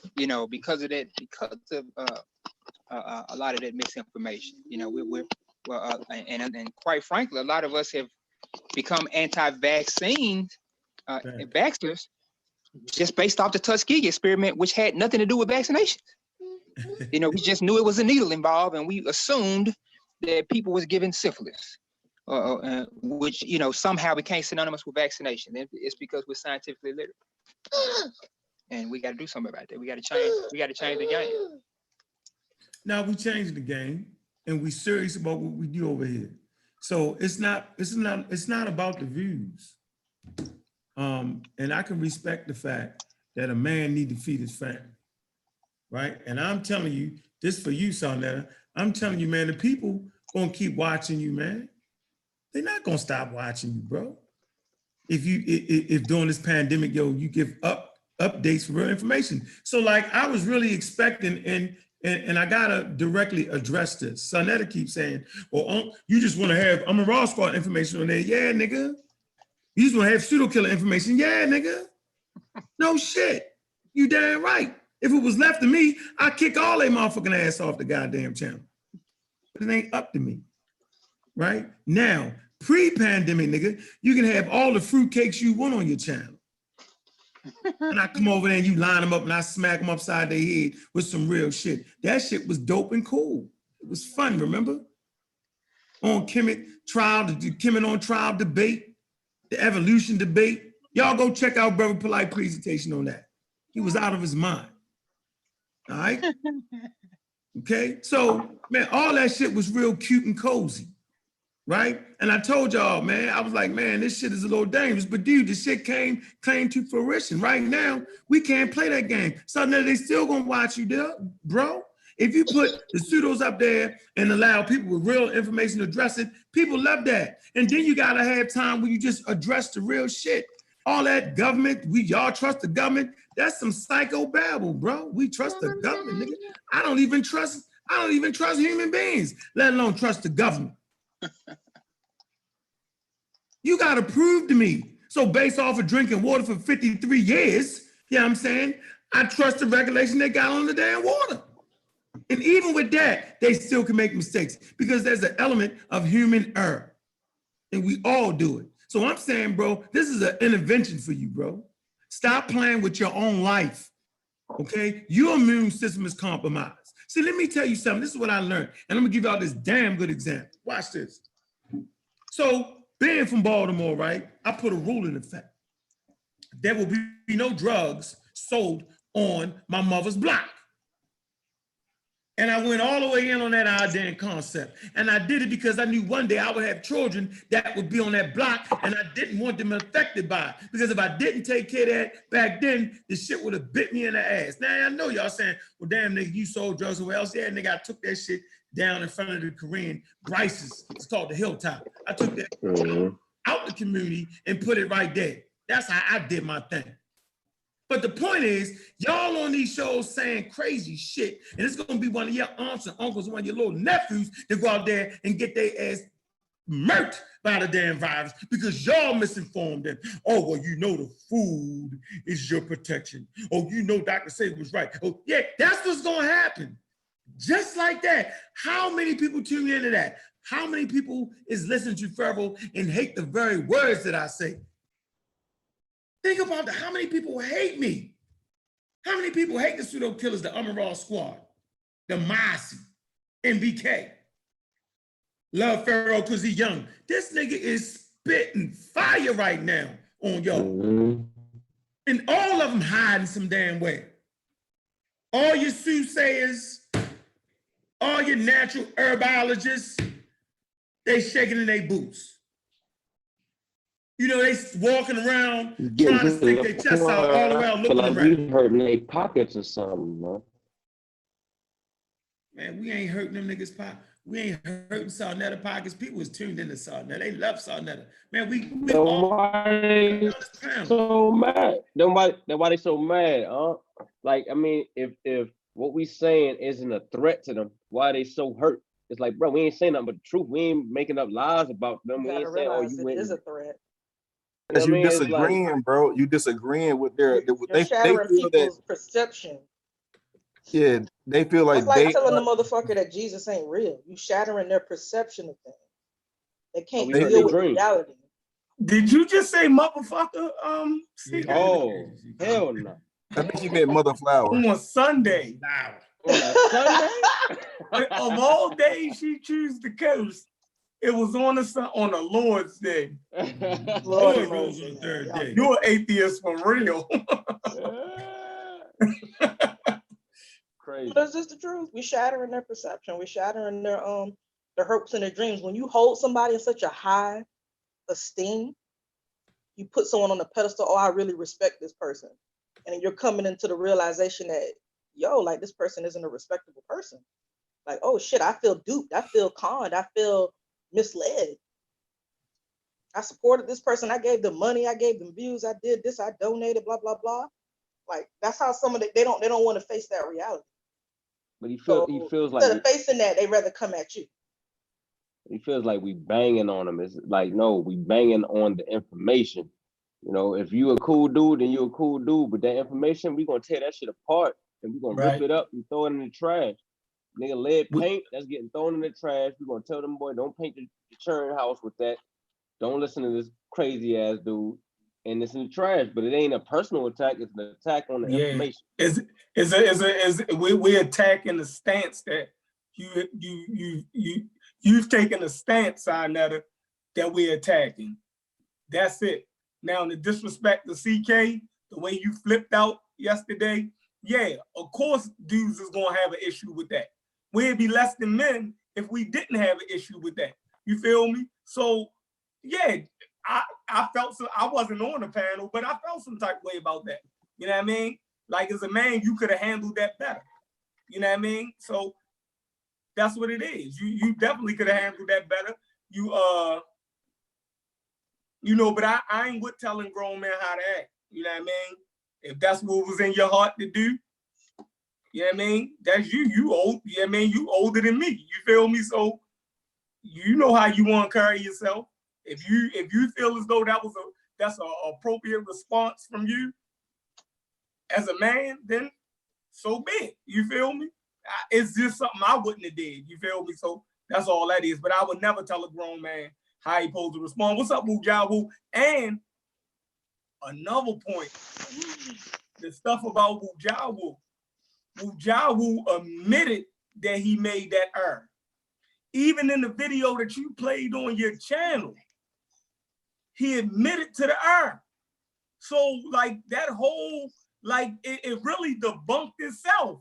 You know what I mean? Like you played the video that the chat over there didn't even pick that up. You dig what I'm saying? Ignorance. It was crazy. Ignorance, the enemy. Our real enemy is ignorance, man. We fighting against ignorance. No, but we fighting against ignorance and some real spiteful evil shit at the same time. Like, all right, it's one thing to say, all right, Wujawu disrespected you. All right, you felt disrespected. He called you shit a circus or whatever. All right, Wujawu explained whatever he was meaning by that. You know what I'm saying? But at the end of the day, Wujawu said, brother, I won't disrespect you. I'm gonna let you talk, whatever. For you to call that man a faggot, bro, that just saying that ain't cool. You know what I'm saying? Like, regardless of how you took that shit, he ain't call you no names. He ain't say nothing disrespectful to you, crazy out the way. So you're gonna have to take that back, or just, you know, Dr. Mart, goons already done called you. I'm pretty sure she ain't had to call nobody to come get you. But you know, niggas called you like, hey, what's up with, you know what I mean? You talking about old girl. Man, people got people out here, you know what I'm saying? So it ain't like people got to call nobody, hey man, holler at that nigga Sarnetta. There's people out here that love these people that's willing to go to bat for them. Just like I'm pretty sure there's people that love Sarnetta that's willing to go to bat for him. You know what I'm saying? But if it's unnecessary, then it's unnecessary. It don't need to be said, and we can just keep that shit on a cool, on a plain level. You know what I'm saying? And that's, you know what I mean? Go ahead, y'all can carry that. It's basic, man. It's basic. And Sarnetta fucking paranoid. He got cabin fever because he can't go out the house. So you can't. Hey, Sarnetta, I dare you step out. Sarnetta about to get a vaccine, man. He about to get the vaccine when they come out. Stop playing. No, hey, Sarnetta, I dare you step out the house. See, he ain't gonna step out the house.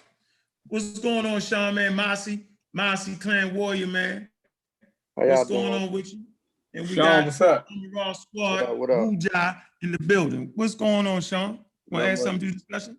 Yeah. So I want to take a different approach. I don't want to get in the middle of yesterday because it ain't my thing. But I do want to say something real quick about the virus and how it's reacting. So today, out of the blue, I was hit by a sister whose mom lived in New York, right? Mm-hmm. And because of the information that I had been posting about the coronavirus, so I spent a lot of time reading these articles in the morning, and then I post them and tag people to them. And she hit me up. She said, "Good evening."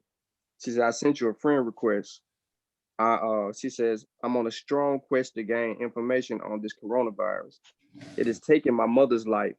I buried her 2 weeks ago. Although I'm not thoroughly educated on this matter, there's a few things that occurred from her death that has raised my suspicions. I looked through some of your posts that I found to be very informative. Now, she hunted me down, not the other way around, because she had questions about her mother's death. This is how serious this is. Now, it's other people who also, that I've known now, because it's increased, people who have deaths in their families due to the coronavirus and how it's acting. One of the main concerns that she had in her line of questioning is that she's worried about why they zipping up in bag, or her mother up in a bag. Why they zipping up the casket in a bag? Is her mother's body even in the bag? Things like that. These are things that she's asking, and I was honest. And I was honest. I was like, this is new to everybody. This pandemic is taking people's lives, and they don't know what's going to happen. One of the precautions, especially with something that is, I'm going to say contagious. I'm calling it contagious from the perspective that people are cautious with coming in contact with it because of how it behaves, is that it will take the next person's life too, especially if they have preconditions, especially if they had health problems previously. So when we have people who are running around with running around rampant with misinformation, spreading it at a high rate, using social media as a tool to guide the ignorant, it is a problem, and we have to address it and take it serious. So if someone takes offense to someone saying that the other person is promoting this pseudoscience agenda of misinformation in the middle of a pandemic, you have to take that. But you can't take offense to that and then behave the way that you actually are behaving. It's too serious of a time to play games with people's lives. And when you start preying on people's ignorance, it causes casualties. And I don't think that people get that, because they not only got cabin fever, but are running around here talking about, I was watching Dagger Squad, and I think in a video somebody said, do the hospital challenge. Well, there was a hospital challenge done, and there was 23 floors of people in a Brooklyn hospital. 23 floors worth of people in a Brooklyn hospital with the coronavirus on respirators, trying to overcome it. Nah, they're not out there in the floors or in the hospital, in the lots and things of that, and they're sitting in the lobby. Nah, they on hospital floors, right, on ventilators and beds. So I'm gonna leave it at that. That's all I got. It's too serious to be playing games. I want to speak to that as one who is in contact with these hospitals, and who again, I'm in Memphis, Tennessee, so our hospitals, along with a lot of other hospitals in the nation, in cities where the disease isn't really running rampant and putting patients in our ICUs, we do have floors dedicated to those COVID patients. But what is happening right now, because some people may see, well, when I go to the hospital, why is it I don't see 1,000 people in the hospital? Well, that's because people who are not dealing with that issue on a major scale are at home quarantining, and a lot of people aren't calling 911 for the reasons they used to call 911 for, because they expect that if they go to the hospital, they would likely catch it, which is very possible. So hospitals are not packed when you go into the waiting rooms and some of the common places that common reasons that people are coming to the hospital, because people are afraid of catching it. And they're being, some of them have even been told, hey, you run a high risk. You want to go to the hospital for ankle pain? Well, you're going to run a high risk of catching COVID, because of your ankle pain, and you're going to the hospital. So it's slow in our city. Most of these cities are waiting on the curve. They're waiting on a surge or a spike in an increased number of people catching the disease. And when it happens, we expect that most people will be calling 911, and we'll have that surge where you're pretty much running out of emergency equipment to respond to calls. So just for you people who may be going to your hospitals and you don't see a gazillion people in there, this is why. Trust me, your emergency operations personnel are waiting on a surge, and they are mapping the numbers to check to see if there's a rise in those numbers. Also, to the point that you were making, Sean, yes, and people with what they call comorbidities or pre-existing health conditions are at risk for the COVID. It's sort of like somebody fighting you from the front, and then somebody come from behind and just whack you upside the head. You're gonna start fighting whoever's giving you the most trouble, and then that other person gonna get the best of you because you're expending all of your energy fighting that second person that whacked you in the head. This is what's happened with COVID. So if you have asthma, if you have heart disease, a history of heart attacks, even hypertension, because the virus, what they're finding is it's affecting what they call the ACE2 receptor. And this ACE2 receptor plays a major part in helping to control blood pressure.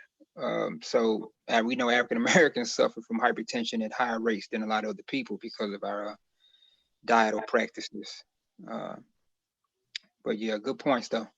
So, all right, let me bring Wuja in. Hey, Malcolm, you on Facebook, right? Yeah, I'm on Mal Robin. M-A-L. I'm Unc West, man. Hit me up on that real quick. All right, let me. Right now. Hey, peace to the panel. What's going on with you, brother? I see what's going on right there. Yeah, what's going on? I just want to say peace to the panel and peace to the chat. The people watching. And yeah, today was interesting day. Full of different things, but I like this conversation that's going on right now in terms of information and the actual wherewithal to know when to get serious and when to play. And right now it's not a time to play because people are dying and people don't have to be dying. And so that's a serious thing. It's one thing for people, for death to occur and we got to accept it. But then there's a lot of death that's occurring that could be avoided if people had the right information or they had access to the right information.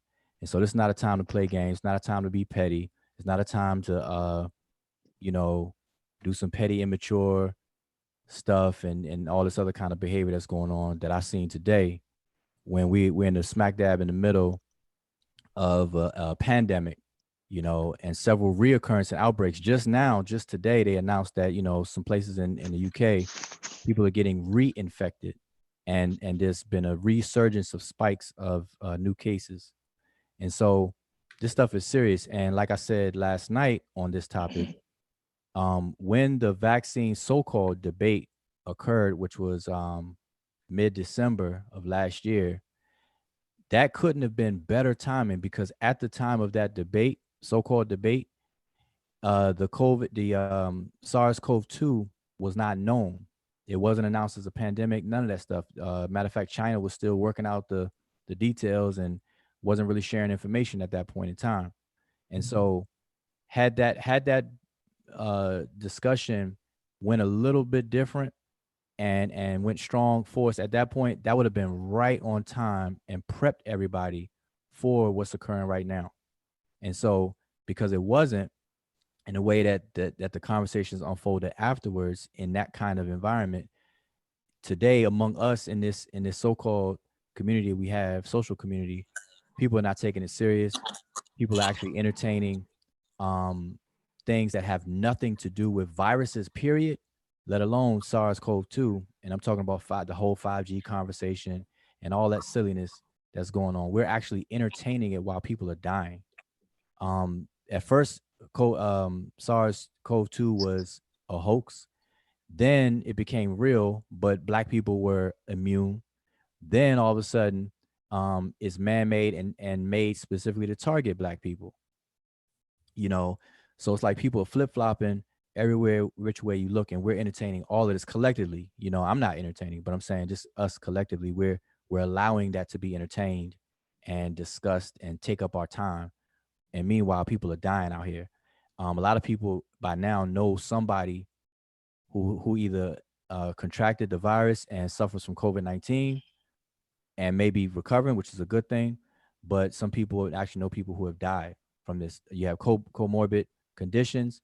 African Americans suffer from a lot of the comorbid conditions that this virus attacks, or people are more vulnerable to suffer the hardest.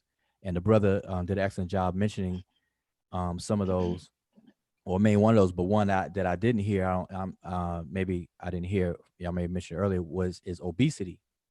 And so that's a big factor.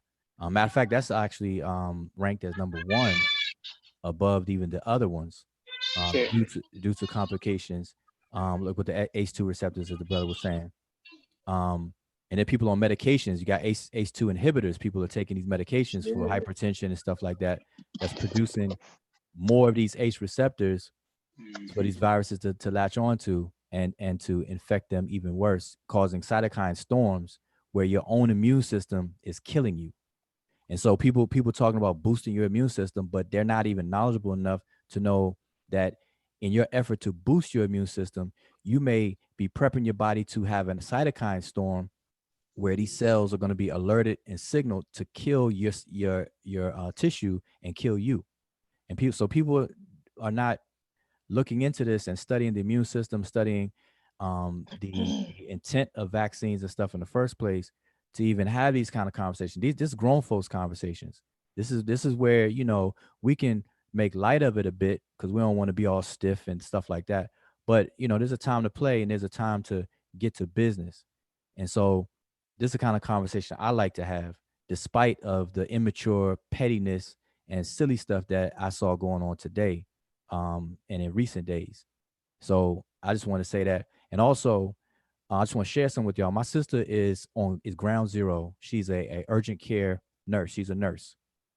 And she has to suit up full hazmat, full gear, and swab people to give people tests and stuff. And they have to turn people away because they're not showing the so-called prerequisite symptoms to get a test, because they have to conserve the testing kits, the hospital beds, and that whole treatment process, because you limit it. You know, our whole healthcare system has a threshold, and so they have to be careful.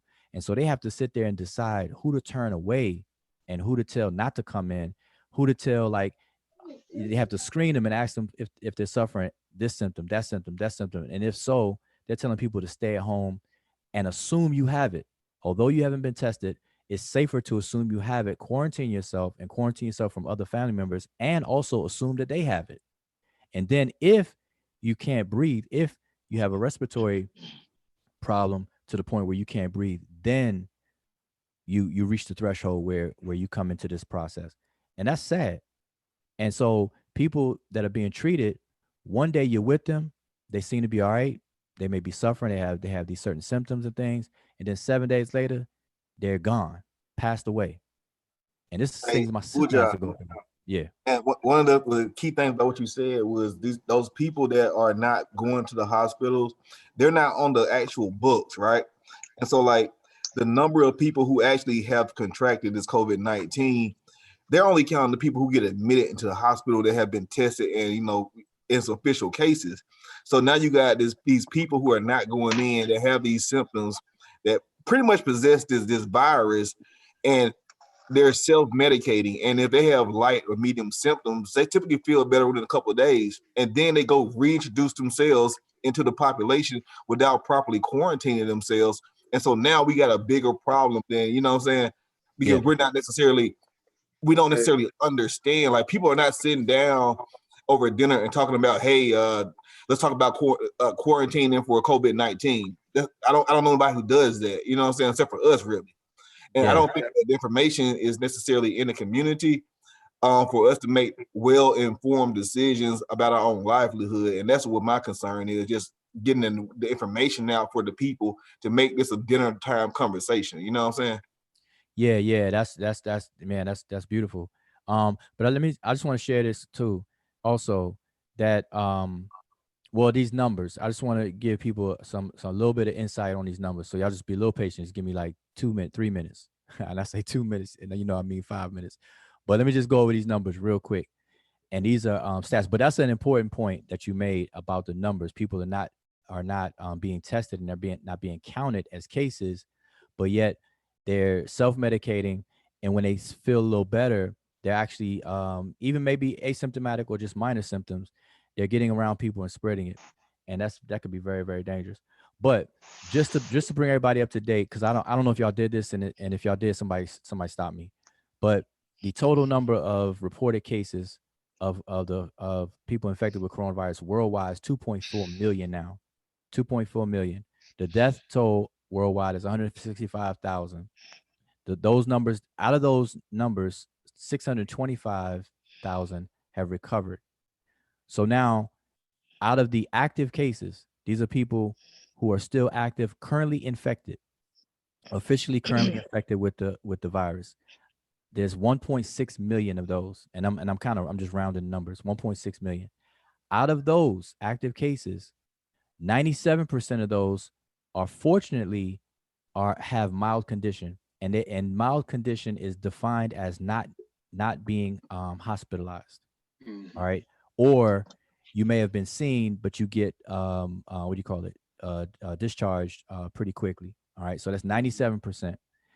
3% is serious, and they call that serious. These are people who have to be hospitalized for whatever reason. And out of those numbers, of course, you got people that are on ventilators. Right. And we should all know by now that roughly 50% is the median. 50% of people that actually go on ventilators for respiratory issues, they don't come off. Unfortunately, they end up not coming off. All right, it's sad. And so that's with the active cases. Now, out of the closed cases, for that number, there's 790,000 closed cases, which means cases that had an outcome. Now, out of that number, 79% recovered, 21% died. So that's 165,000 people died. That's 21% of the cases that have an outcome. And that's real, that's huge. And so I just wanted to share that so that people will understand what numbers that we're talking about. And if we want to zero in real quick to United States leads the world in the number of cases at 764,000, with 40,000 total deaths in the country. And we also lead the country in the number of tests that's been performed, 3.8 million. So our numbers, the resolution of our numbers show a bit more accuracy than the other numbers around the world, because we have a high testing rate of people that's yielding these numbers. So the death increased by 1%, and that's scary. Yeah, and because it was 20%. Yes, it went to 21%. And what's interesting about that, though, is because people, in their effort to downplay this, they're trying to compare it to the common seasonal flu, and people don't understand the R naught number, the R naught number, which is basically determines the efficacy or the infectious rate of a pathogen, how it can spread from one person to many others. So this SARS-CoV-2 is rated at about 3.5. So that means every one person can affect 3 or 3.5 people. And so if you understand exponential math, if one person affects 3 people, then each of those 3 people infect 3 people. It becomes 1, then 3, then 9, 27, and it grows very, very quickly if it's not contained or mitigated. And so these are things that people need. This is part of the discussion that people need to have, because I don't care if you think this virus is man-made, targeted Black people, or whatever the case is. People of all races are dying. People of all ethnicities are dying. People all around the world are dying. And the bottom line is nobody should want it. Whether it's naturally from nature or man-made, I don't want it, because I don't want to go through that. I don't want to take a risk, or whatever case is, because it's been hitting people differently. Some people don't even know they have a precondition, because people don't really go to hospital like that, especially if you in your 30s, you're kind of young. They might not even know they have bronchitis or some kind of respiratory issue or pre-diabetic and things like that, where your ACE2 receptors controlling your blood capillaries and things like that. You know, you can suffocate, oxygen not getting to your organs, start getting organ failure, all kinds of things, pneumonia. So it's real. So anyway, I don't want to. I'm hogging it, but I'm just saying this is the kind of conversation we need to have. But I'm saying the stuff that's been going on lately, especially today, man. That's to me, that's some high school petty stuff that's going on. That, you know, I spend another time addressing all that stuff as light work and sucking all that smoke. But for right now, I think this is serious. This is where the conversation should be. So if I may, I did want to make a comment about the flu virus and the corona. But first question is, it sounds like you may be, are you on live tracker, coronaviruslivetracker.com? Worldometer.info. Yeah, Worldometer is one of them that I have up right now. Yeah, and I think that's a real good source, and I would advise everybody to look at it daily. It tracks everything down all the way down to the country, to the different countries or nations across the world, and the states. And the total numbers. It graphs everything. Yeah, and the states too. Yeah. And the states, right. You can break it down to the U.S. and see what states, new cases, new deaths, total cases, totals recovered, all the way down to the deaths per 1 million population. You mentioned. Okay, go ahead. No, let me just say this. Now that you mentioned it, let me just say this. The total number of new deaths in one 24-hour period for the United States is 1,500. I'll scratch that. That's just from the time they cut it off up until the present time, which is 11:41 p.m. So I scratched that. But anyway, that's alarming anyway. But go ahead. Yeah, I think if anybody, I don't know if anybody got the statistics on it, but I think flu deaths were maybe 60,000 last year. Yep. Yeah, it was. All right. Do we know how many people? Do we know how many people caught the flu total? Yeah. I'm 200,000 was hospitalized, I believe. I got the numbers. I'm gonna tell you in this 1 second. You keep talking. I got it bookmark. Hey Mel, you send that request on Facebook or what? Yeah, I sent it to you. My name Mal Robin. Mal Robin. Yeah, it's not the full Malcolm Robinson. It's Mal Robin. I sent it to you. You Unc West, right? Yeah, you try to get slick with it. You know what? This was a long way ago. But a lot of people, okay, I see. A lot of people compare it to the flu, and I think people are more. What people are getting confused is that there's a large number of people who caught the flu. Well, of course, who died from the flu. Well, yeah, because there's a large amount of people who caught it. Yeah, you want the numbers? I can give you the numbers. Yeah. So from October, the flu season is considered from October 1st to April.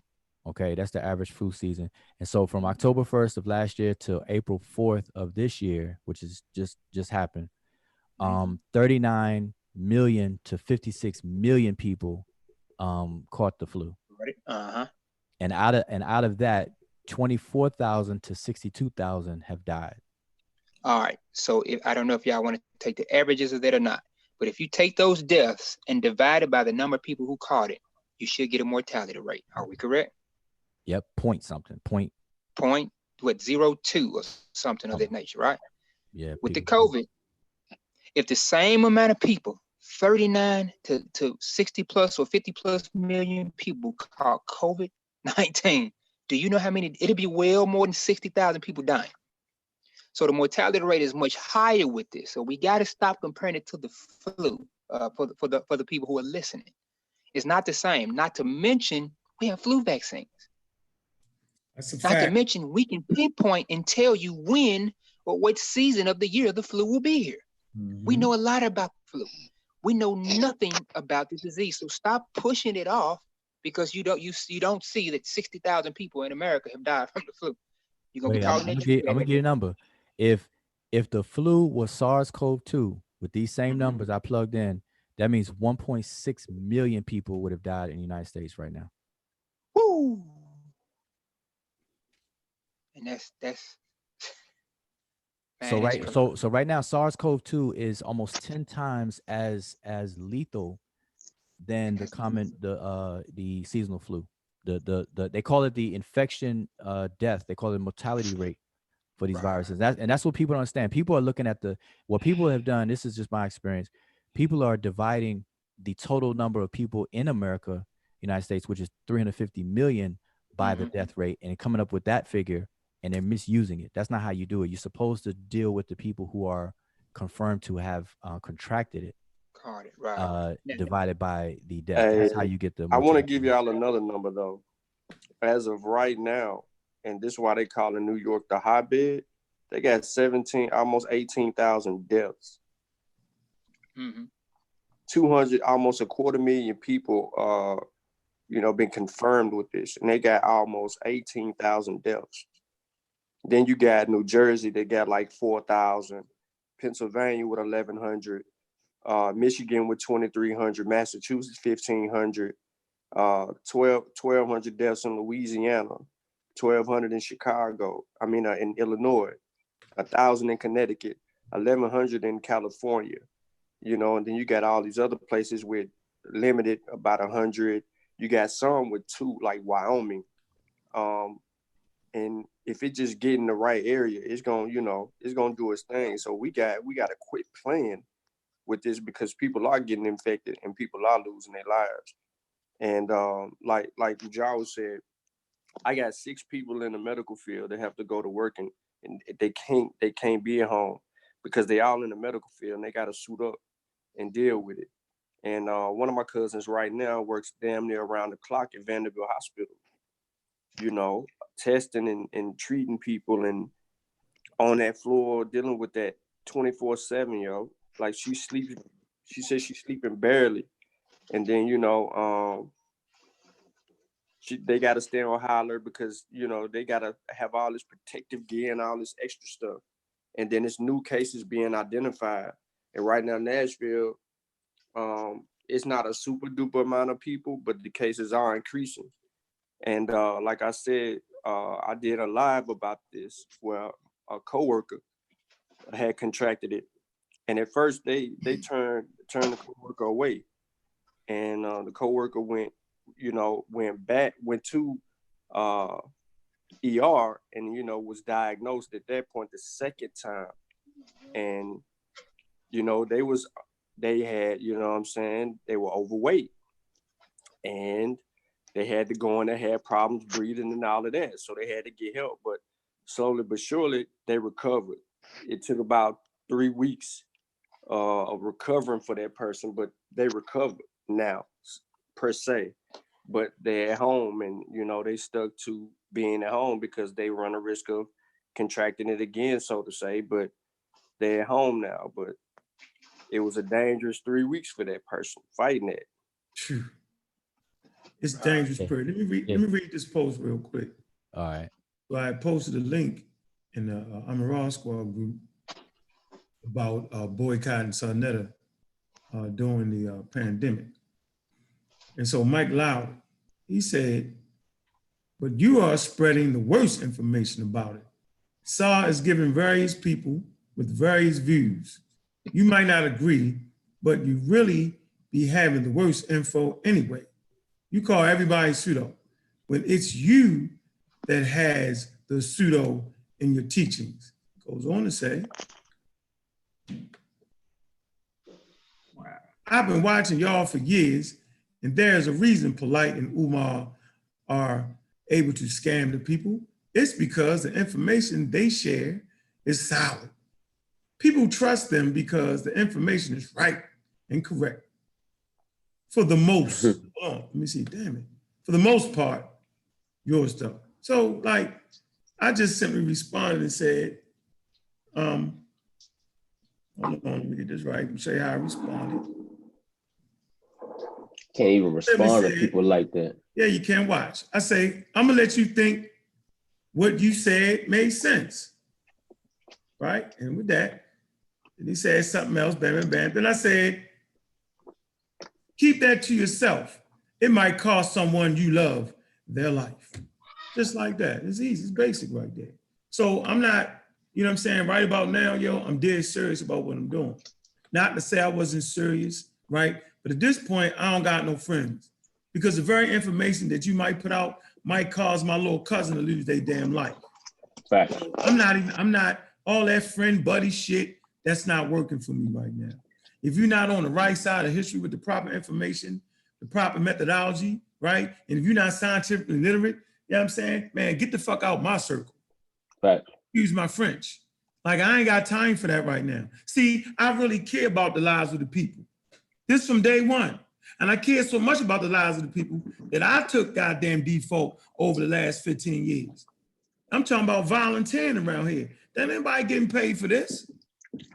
I gotta get up early in the morning. Who get paid for this? So, like this volunteer work. You know what I'm saying? So, you know what I mean? It's absurd. The statement that that brother made. I'm giving the wrong information. Walk outside your door, bro. Walk outside your door. Go grab all kinds of services, run around, do whatever you want to do, bro. Roll them dice. Play that game. This shit real, man. Like, you know, it's amazing how the miseducation.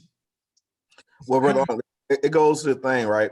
That people, I think that the line between loving and hating has been blurred so much that people don't know the difference in the two, right? They look at something that makes them feel good as if it's love, and they look at things that make them feel bad as if it's hate. But the very thing that we are saying to these people that will save their lives, that will save their family's life, that will put them in a better situation in their life because it requires them to change, they believe that we hate them. And the people who give them that super smooth, soft narrative about it's okay, it's nothing to worry about, it makes them feel better. And so they feel that's love. And I think it goes to the psychology of the people because we don't necessarily know what love is. And we equate anything that contradicts our thinking or contradicts our worldview as hating someone. And so like what we got to do, honestly, is just talk to these individuals and understand their rationale to bring them closer to the center. They may not come all the way to the side, but bring them closer to the center with their rationale so that they can understand that maybe they don't understand what's beneficial and what's detrimental in this coming age. You know what I'm saying? Out the chat room, the person asked me, Power Black, said at I'm confused. Are you boycotting Saul because of his misinformation about the pandemic? Yep. Disrespect the black women of both. Fucking both. You all right? Fucking both. Not coming on my motherfucking platform, Pseudo Killers platform, Raw Squad platform, Mossy Clan Warrior platform, MBK Black platform, and disrespect the damn mothers that gave birth to us. Both. Time out for the fucking shenanigans. Man, you talking about, we ain't never seen this before. Like, is it just me? Like, I shouldn't even have to fight this fight at this point. We should be all in attention. Like, so y'all really willing to trust Dr. Feelgood Valentine, Ali Baba Muhammad, Minister Inky, Rich, Blue Pill, Red Pill, TDK or ADK? Y'all really willing to play that game with your life? See, if we wrong, you don't lose your life. Let me slow it down for you. If the scientific community and the scientifically literate are wrong, you don't lose your life. But if they wrong, you done got people killed. How many amongst you is willing to play that game with your life?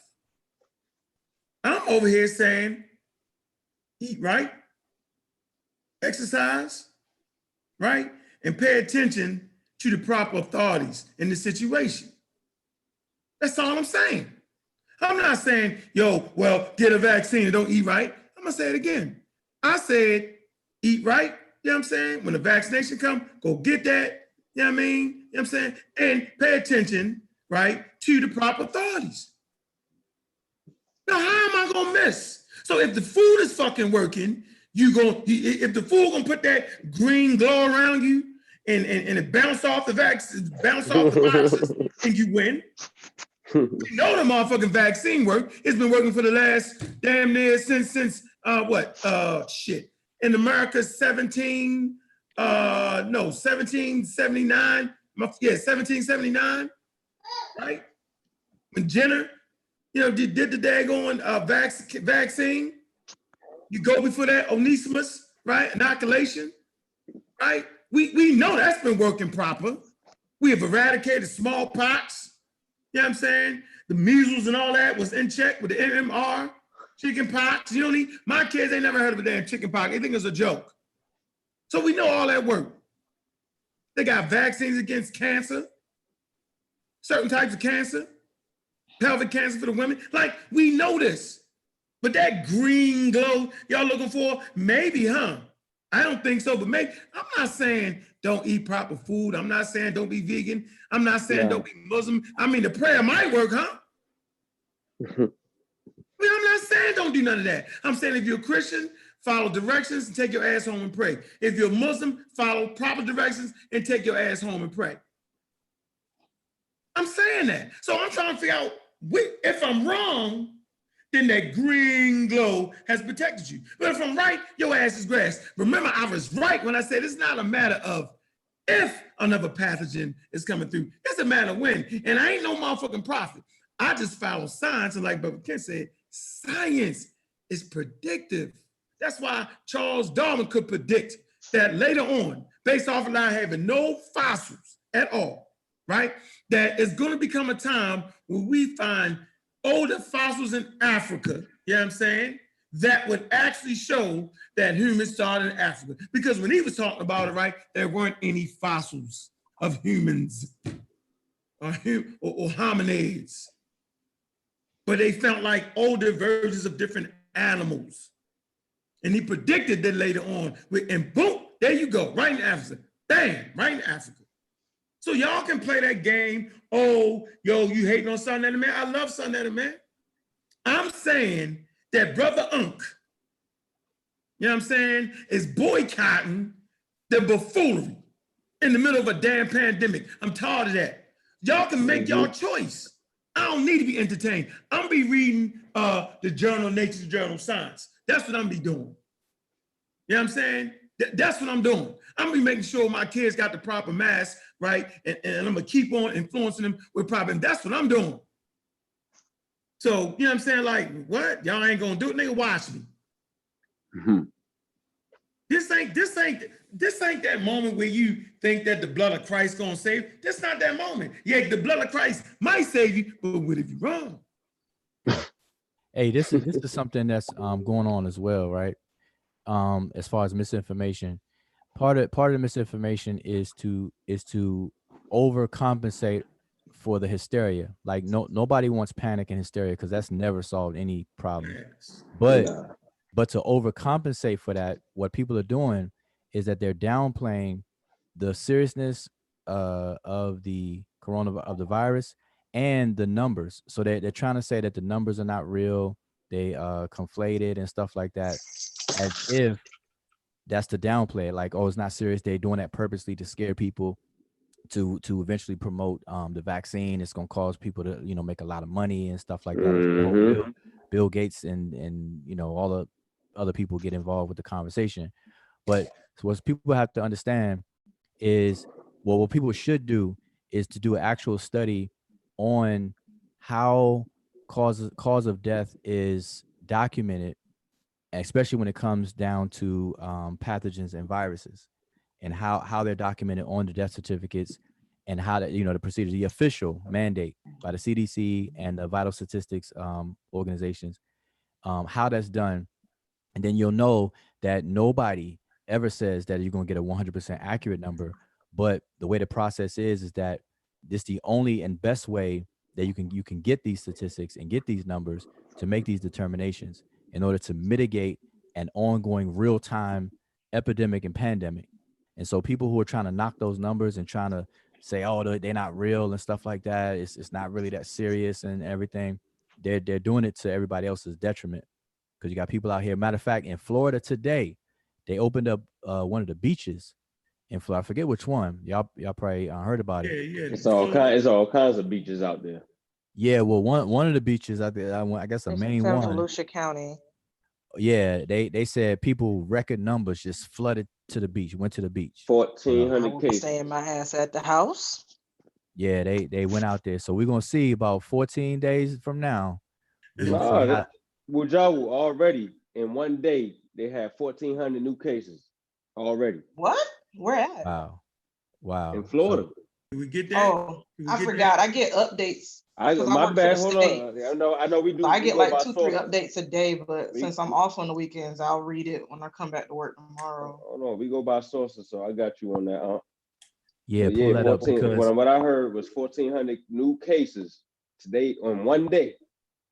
Yeah, but most likely that's not from.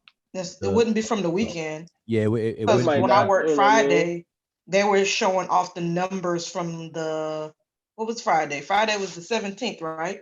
So they were showing off the numbers from the people that they tested on the 15th. And it's been pretty consistent that like almost 10% of the people out of the people that they're testing is testing positive. Yeah, so like it's gotten to the point now where it's like, double digits of people dying between multiple states. So in the house. Yeah. So here's the thing. So I think the beach opened today. So right now, that opening, we're not going to see how that affect what's going on with the virus until, from now until maybe 14 days in, when people start, hopefully not, but if people start showing symptoms and things like that, that's when it's going to get hit. And Corona is brilliant, bro. Let me Hey, peace. Oh, go. Oh, there you go. Can you hear me? Hey, spears are flying, man. Pseudos are crying, man. Black Panther. What's up, Black Panther? For sure. No, pseudos crying because the pseudos is dying. Yeah. Yeah, that's the new shit. Man. We're getting worse and worse. Pseudos are dying. The pseudos is dying, bro. That's man. Go ahead. Alafia, Mandala, Saudie, emphasis on Alafia, which means health. Hopefully everybody listening is in good health and following protocols and staying safe. I really debated whether I wanted to come on here because everybody that knows me knows how I feel about this particular topic, but I kind of want to shift it to the cause of why we're seeing what we're seeing on specific platforms and people that are putting out misinformation. It all comes back to control. Right now, people are not in control of their lives. They're not in control of their daily functions. They're being told what to do, and it's that unknown that's making them freak out. And if you really think about it, conspiracy theories as a whole are mechanisms of control. You don't know. So you have to make up something to make yourself feel better, to put yourself back in control. And we do this all the time with various things. Oh man, what they really trying to do is this. No, you really don't know. You're just making something up to make yourself feel better, because that unknown in your mind makes people go crazy. And rather than take the time to really study and really immerse yourself in the information, I'll just make up something and keep going, because that's a short-term fix to the long-term problem. You want to be in control. You want to know what's going on. You want to know every little detail, but that's just not the way things are. That's not the way things are before this pandemic. But that's just what people do. But it gets out of control when people go to the extreme and try to convince others of what they made up in their head. That's the problem. And I want to share something with everybody listening. This is something personal from Black Panther. June 1st, 2019. That was the last time I was in the United States with my family. People that know me know I work overseas. March 26th, 2020, I was supposed to fly home to see my family. But because of the coronavirus pandemic, I am not able to fly home to see my family. So now we are, April 20th, coming up on a year since I've seen my family. I am unable to fly because of the coronavirus pandemic and the shutdown of airports that I would have needed to go through in order to get home. And that just is what it is. So for people that's saying it's fake, for people saying that it's not real, oh, this shit is real. Every day, I'm seeing people around me getting sick. Every day, I'm seeing new buildings getting sectioned off for quarantine patients. I'm seeing people getting tested. I'm seeing people going down. This shit is real. If it was not real, I'd be at home with my family. Trust me on that. So one thing people need to do, I know the majority of the people watching, they have a displeasure for certain organizations, certain people, whatever. Take your bias out of this. Take your pride out of this. Take your emotion out of this. And let's deal with the information that's out. That's what we're gonna have to do. And it's something you can't get around. You have to take out your preconceived notions or how you feel about certain things and deal with the here and now. Because if you don't, it can be detrimental to you. It could be deadly to you. My high school classmate just lost his mother. She's gone because of COVID-19. My son's grandmother is now sick with COVID-19. My brother, Dinas Demir, just recovered from COVID-19, thankfully. But he had it. My sister that I was in the Army with, she got COVID-19. Two of them, actually. One I went to basic training with, one I deployed with. Both of them got COVID-19. So for people to say, you don't know anybody that even has the COVID-19, yes, I do. I know plenty of people, actually. Thankfully, it's nobody, in my immediate family or, no one has died that I personally, immediate family-wise. But I know plenty of people with this virus. It's no joke.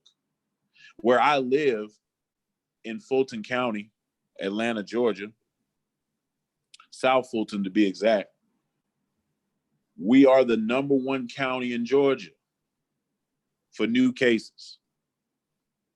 Why? Because Black people don't think fat meat is greasy. And if you go to the dollar store, and people sent me videos. You go to the dollar store, you go here, you go to the grocery store, people are not social distancing. People are not wearing masks. People are dapping it up, high-fiving. We don't believe shit. So that's what's happening right now, to the point where the mayor had to cut an executive order to get your ass in the house, or you could be fined or up to 12 months in jail. That's the severity it had to take to get people to listen. Let me plug this real quick, Ben. Spears of the Mossy, Volume 1, May 25th. All right? Man, look forward to that work right there. Gonna be taking pre-order soon. Man, we all stuck in the damn house, might as well read, man. Might as well read. The last thing I want to say, is learn what immunity is. Man. From a scientific perspective. I don't think people know that science uses words that we use in everyday language, but they don't mean the same thing that they mean in regular English. So when you hear something like immunity and you think, oh, that means that I'll be immune to all the things that are right. That's not what it means. It's not what it means at all. You have to learn the scientific language. What are they actually saying? They think immunity. Learn what your immunity system does and what it's supposed to do and how it works. That will debunk and dispel a lot of the information that's coming out. If you just learn that one fact, if you don't listen to nothing else I said tonight, learn what immunity is. And like Unc said earlier or alluded to, it's not a green glow that you walk around with that just deflects everything in your path. That's good stuff. That's all I got, man. Peace to everybody on the panel. Support all the works that you see coming up on your screen. I personally have about 90% of the works that's coming up there. They're good works. And like Unc said, take this time to just study and read, man. Hey Ben, Black Panther. Yeah, that's What's up, bro? Hey, peace. That's an unfortunate thing on your situation, but that's a good thing to share to bring the point home to some people, because what you just said, somebody's going to hear it and maybe kind of tip them the other way to take it a little more serious. So stuff like that should be shared. I think people should share what they know and what they're experiencing even around them, maybe not directly with themselves, but maybe friends or distant family members, so it can hit home, because some people don't take things serious until it hits home, like that out of sight, out of mind syndrome, so so I think that's a good thing. It ain't outside my look. We're gonna take this last caller, man. Shut this thing down, man. Whether we know it or not, man, the best thing for the immune system right now is rest. All right, I'm gonna let you know that. Go ahead. Where you at? I see this Gullah, South Carolina. Where you at, man? What's good? Unmute yourself. You hear me? Barely. Nah. Hello? Barely. You gotta turn your phone up. Your phone got the coronavirus. Hold on. You can hear me now? I can hear you a little bit, but you low. I'm trying to figure out why you so low. Hold on 1 second. He sound like he where Black Panther. Hello. I knew you was gonna say something, Ujawu. I knew you was gonna say something. You hear me? Yeah, we can hear you. What's up? What's good? What's on your mind? Right. You guys have put up a definition. What this term is called, the Dunning-Kruger effect. Uh-huh. I think. Can you pull that up real quick? Kyle. Because this is very important. Yeah. Because we're talking. Okay. You guys have put it.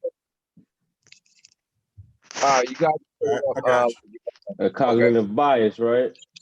Yeah, that Dunning-Kruger effect. I think that's what that's the term. Hold on one second. Right.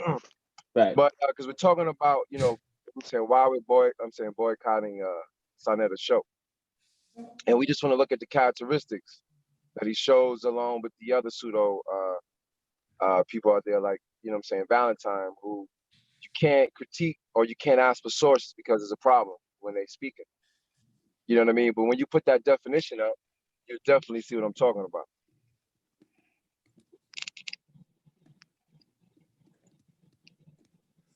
Okay. Yeah, I think that's when people think that they're smarter than they or more capable than they actually are. They misrepresent their ability. You know what I mean? It's really the inability. Yeah. They think, you know what I mean? So you take the definition out, and that's the true, that's Sonetta right there. Because he's always saying he's the best, and maybe he's spent too many times with the pseudo guys. You know what I mean? Yeah, read that. He's been doing it for a minute. Come on, yo, they rubbed off on you. Go ahead, read that. Kyle, It says the Dunning-Kruger effect is a. we can't hear you, man. You can't hear me?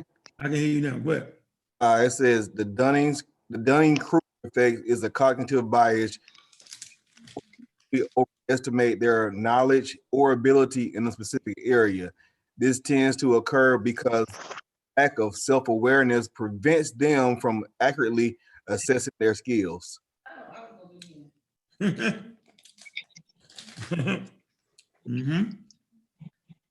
basically, Then, of course, it means that stupid people don't necessarily know they're stupid because they don't have enough knowledge to determine that they're stupid. So you said they basically know enough about the subject to think they right, but don't know enough about the subject to know they wrong, huh? Exactly. This is what I always talk about right here. When I say welcome to the level, this is what I mean. And we can use this, we can use that as an example in a variety of ways. So if you like the best basketball player in Alabama and you done killed everybody in the state, you come to California for an AAU tournament and get your ass waxed. You have now figured out you weren't as good as you thought you were. And this happens in scholarship as well. You know, you run into somebody that has a better expertise than you have.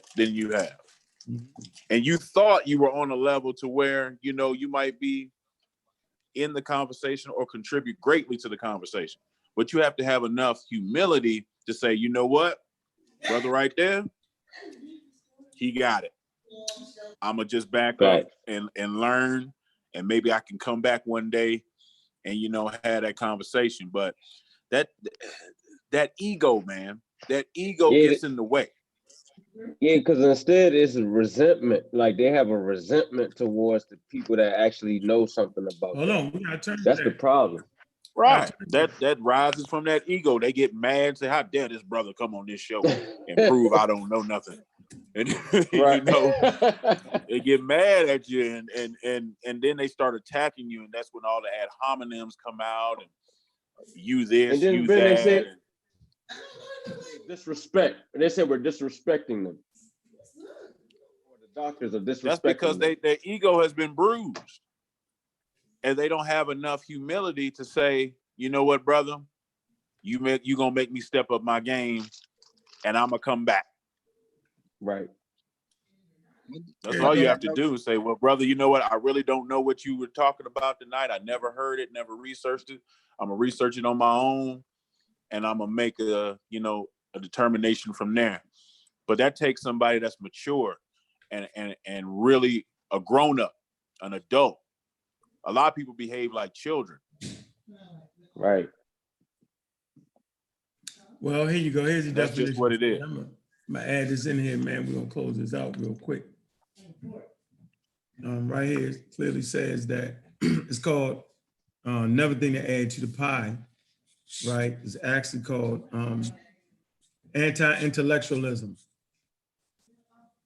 Okay, it's the hostility to and mistrust of intellectuals, and intellectualism, commonly expressed as deprecation of education and philosophy, and the dismissal of art, literature, and science, okay, as impractical, politically motivated, and even contemptible human pursuits. Anti-intellectuals present themselves. Go ahead. Were you saying something? I was saying that's the underlining movement of the conscious community. That's it. Anti-intellectualism. Yep. Think about the conversations we have, and then people will start bashing you and say, oh, you think you just smart. You think you a smart N-word. You think you this, you think you that. So they're saying you the smart N-word, and they're the opposite of you. So think about what that's saying. They don't think they're smart. So what are you, a dumb N-word? and I'm the smart N-word?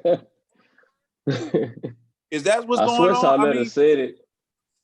think about the swear. the ramifications of what people are saying. In other words, it's not cool to be smart. You a square if you smart. Therefore, that is contributing to the anti-intellectual movement, because you can be smart, you can bring information, but you can't be too smart. You can't be so smart that I don't know what you're talking about, because I'm going to resent you for that. Take that time. Y'all And then and then it goes right back to the Dunning-Kruger effect. And then it goes right back to, oh, now I'm gonna act like a child and call you all types of names.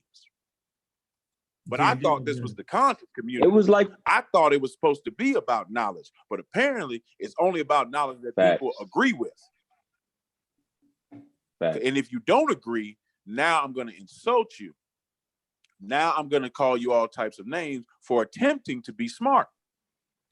Throw your gun. That's what it's called, throwing your gun. Let me finish the definition. It say anti-intellectuals present themselves and are perceived as champions of common folk. Yeah, you know, I'm for the people. Everyday people. Pursuitless against political and academic elitism, and tend to see educated people as the status class that dominates political discourse in higher education, while being detached from the concerns of ordinary people. So there you go. Look up those. But think about this though, this is the last piece of the puzzle. When you are so smart or so intellectual, they even equate you with being white. Oh, that's the facts. So think about the self-esteem issues that you're dealing with the person you're talking to. Now you can't even be smart without being compared to a white person. They have made white the authority on smart and intellectualism in their mind. We dealing with people with underlying issues here. It goes back to elementary school, man. Like in elementary school, you know, when you had the nerd in the class, or what they perceived to be the nerd, the person that got all the A's, you know what I mean, that really studied and got their work done faster than everybody else. People didn't like them people. Right. They made fun of them. They picked on them. Right. So we're dealing with an adult version of elementary school. Right. Of kids that have childhood, you know what I'm saying, issues that grew into adulthood. Now they see brothers and sisters that's actually coming with factual information that they can't comprehend because they're not putting in the time, because it's actually kind of hard to understand this stuff when you're actually doing it. But once you do it, you actually get it. Right.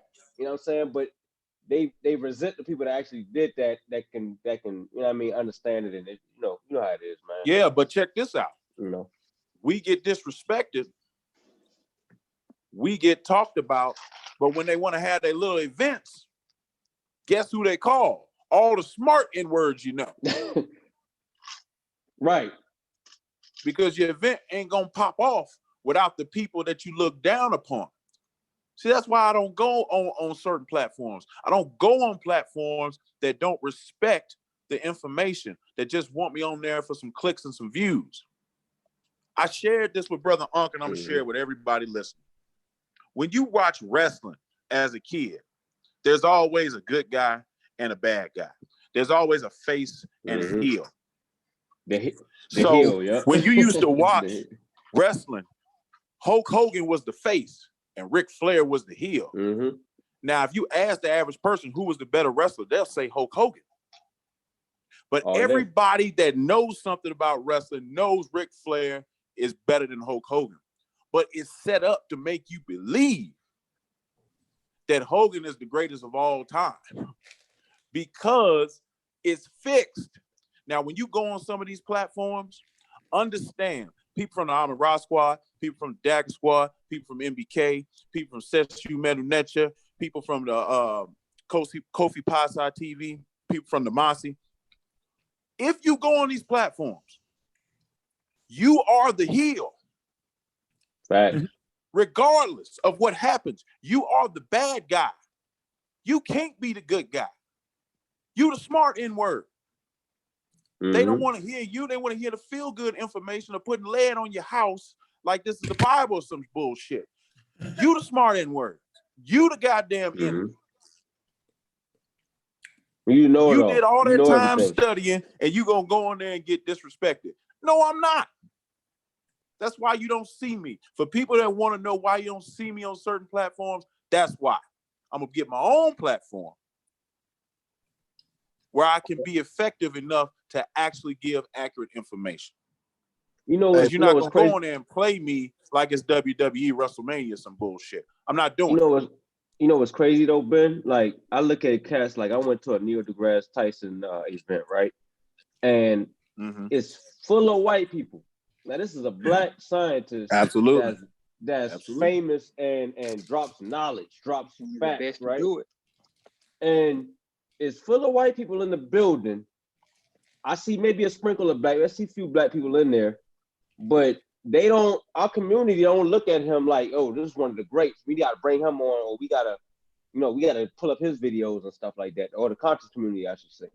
You know what I'm saying? It's weird to me. You know what I'm saying? That's part of anti-intellectualism. They ain't willing to pay that ticket price. Let me read this last comment in the chat. Let me say one thing, brother, before you read it, if you don't mind, bro. Yeah. I keep stressing the same thing, man. The conscious community has taken the baton of the white supremacists, and we are, as a collective, the conscious community is pushing forth that agenda on our people. That's a fact. You would have to be scientifically literate and took that vaccine of education to know that that platform is full of charlatans.